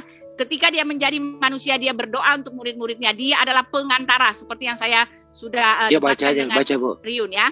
Ya, demikianlah kata Yesus ya. Lalu ia menengadah ke langit dan berkata, Bapa telah tiba saatnya, permuliakanlah anakmu. Ya, jadi utusan itu apa? Anaknya Yesus, ya, anaknya Elohim ya. Bukan utusan jongos kayak Pak Juma kirim jongos, bukan.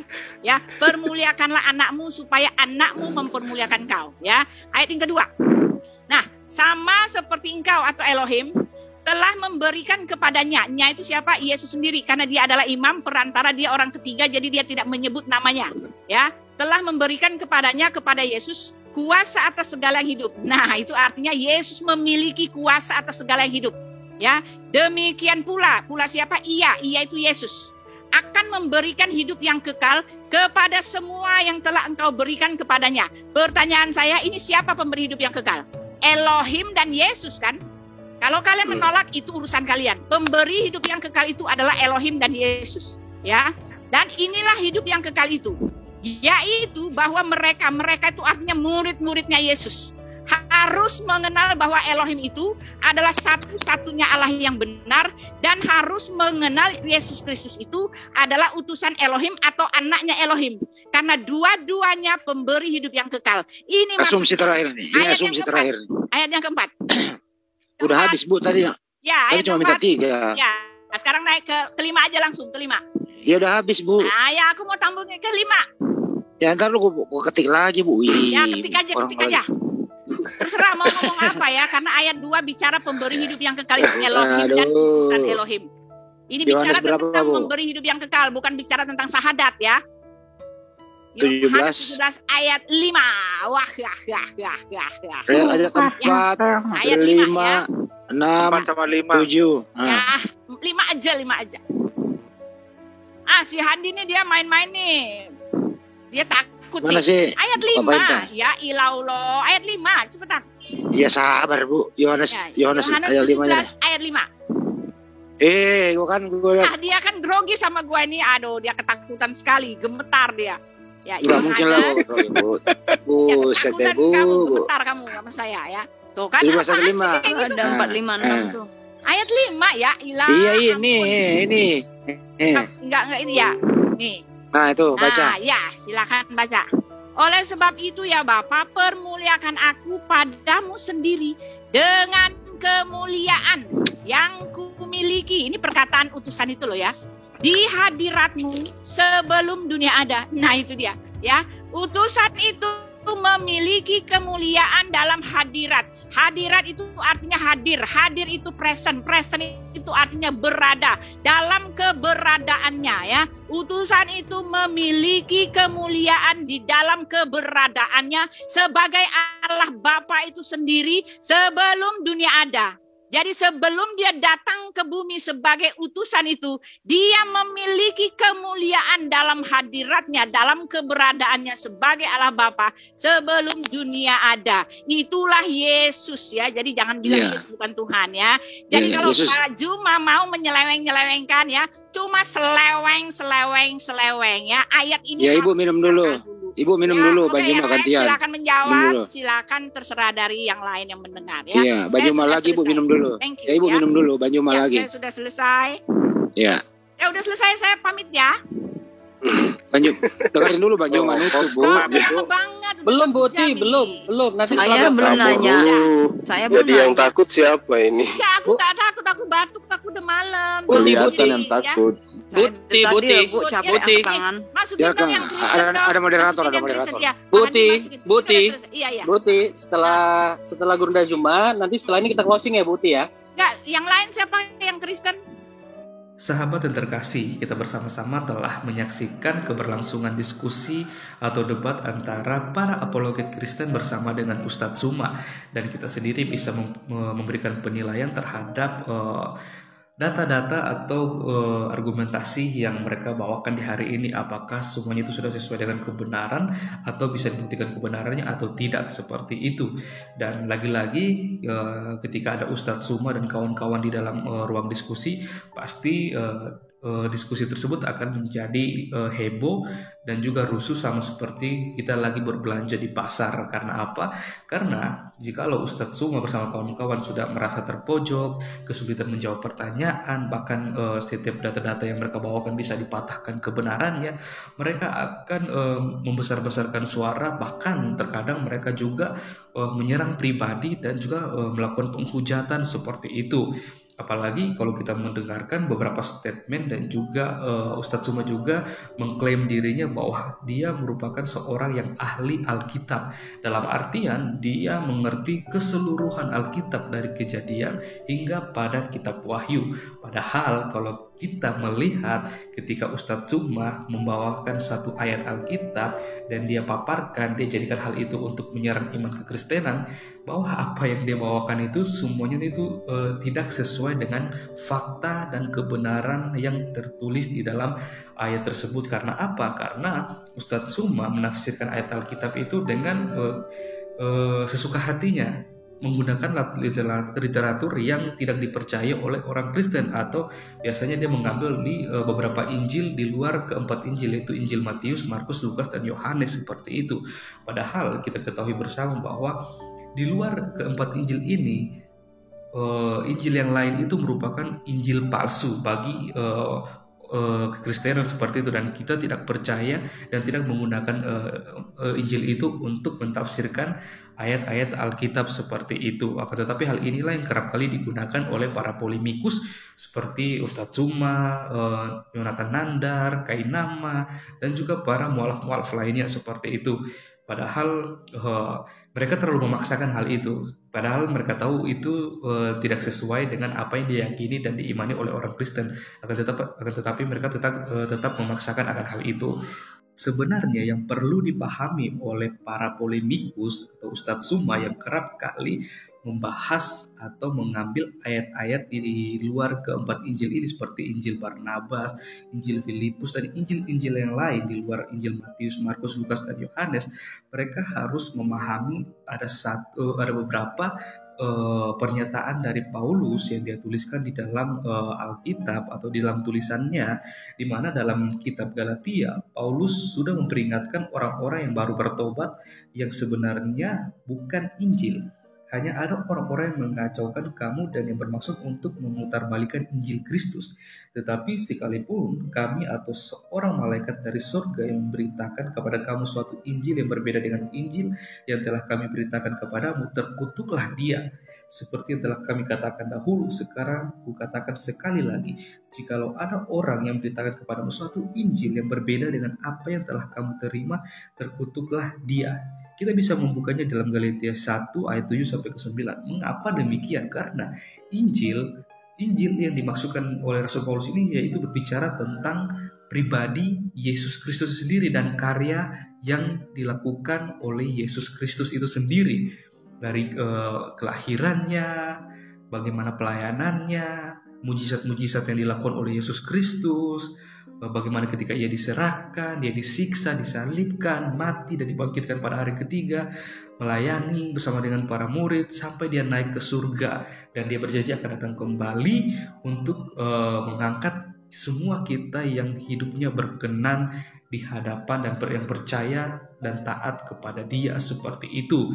Hal inilah yang seharusnya dipahami oleh para polemikus dan juga Ustadz Suma dan kawan-kawan yang kerap kali menggunakan Injil di luar keempat Injil, yaitu kata-kata yang mengunggah ini seharusnya meyakinkan setiap orang Kristen yang berpikir jernih bahwa sangat mungkin bagi iblis, para malaikatnya, dan agen-agennya untuk menyelewengkan Injil Kristus, sehingga mereka yang mengira bahwa mereka mempercayai kabar baik sebenarnya sedang ditipu oleh iblis. Hal ini harus diperhatikan.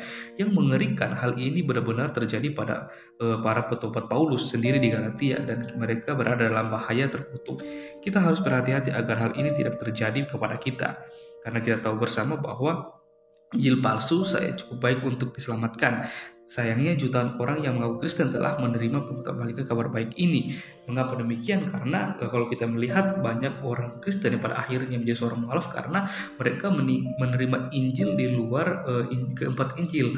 Injil Matius, Markus, Lukas, dan Yohanes. Mereka mendapatkan pengajaran-pengajaran yang tidak sesuai dengan apa yang diajarkan oleh Yesus Kristus seperti itu, sehingga pada akhirnya mereka bimbang, mereka ragu, sehingga pada akhirnya mereka berpindah keyakinan. Dan hal inilah yang sangat disayangkan, supaya mari kita bersama-sama berdoa supaya kita para apologet Kristen yang supaya kita terus dipakai Tuhan secara luar biasa untuk terus memberitakan kabar baik, kabar sukacita, kebenaran kepada setiap orang yang selalu saja berusaha mengusik-musik iman kekristenan, supaya mereka boleh memiliki pemahaman yang benar dan baik tentang karya keselamatan yang telah disediakan oleh Allah melalui Yesus Kristus. Oke teman-teman, untuk itu saya mau mengajak kita semua untuk mengambil waktu untuk berdoa supaya kita semua para apologet Kristen dimanapun mereka berada, dan juga bagi para pendengar Injil, mereka boleh digerakkan hati dan mereka bisa melihat kebenaran yang sesungguhnya. Mari kita bersatu dalam doa. Kami bersyukur kepadamu ya Tuhan, Allah kami yang hidup, yang kami sembah di dalam nama Tuhan Yesus. Kami bersyukur dan berterima kasih buat kebaikan-Mu, buat rahmat dan kasih karunia-Mu yang begitu besar yang Kau berikan kepada kami, sehingga sampai saat ini kami boleh ada sebagaimana kami ada. Semuanya itu karena kasih karunia Tuhan, semua karena anugerah-Mu yang begitu besar yang Engkau terus limpahkan dalam kehidupan kami ya Tuhan. Kami mohon ampun atas setiap kesalahan dan dosa yang kami lakukan tidak berkenan di hadapan-Mu, baik dalam perkataan kami, perbuatan, tingkah laku, hati dan pemikiran kami, supaya kami boleh hidup layak dan berkenan di hadapan-Mu ya Tuhan.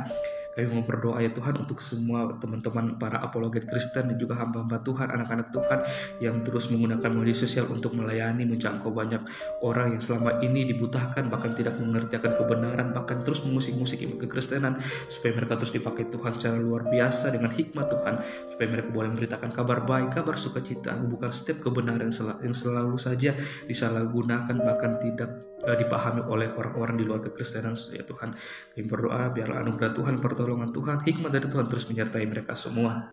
Dan bahkan mereka yang mendengarkan diskusi atau debat ini, mereka boleh dibukakan, dicerahkan, dan mereka boleh melihat kebenaran dan keselamatan yang sejati yang disediakan oleh Allah melalui Yesus Kristus. Dan ketika kita percaya kepada Yesus Kristus, kita memiliki kehidupan yang kekal, hidup bersama-sama dengan Bapa di surga. Terima kasih Tuhan Yesus, ini doa kami, ini harapan kami, yang kami naikkan hanya di dalam satu nama, yaitu Yesus Kristus Tuhan dan Raja kami. Haleluya, amin. Oke teman-teman, sekian video saya di hari ini. Sampai berjumpa di video saya selanjutnya. Tuhan Yesus memberkati kita semua.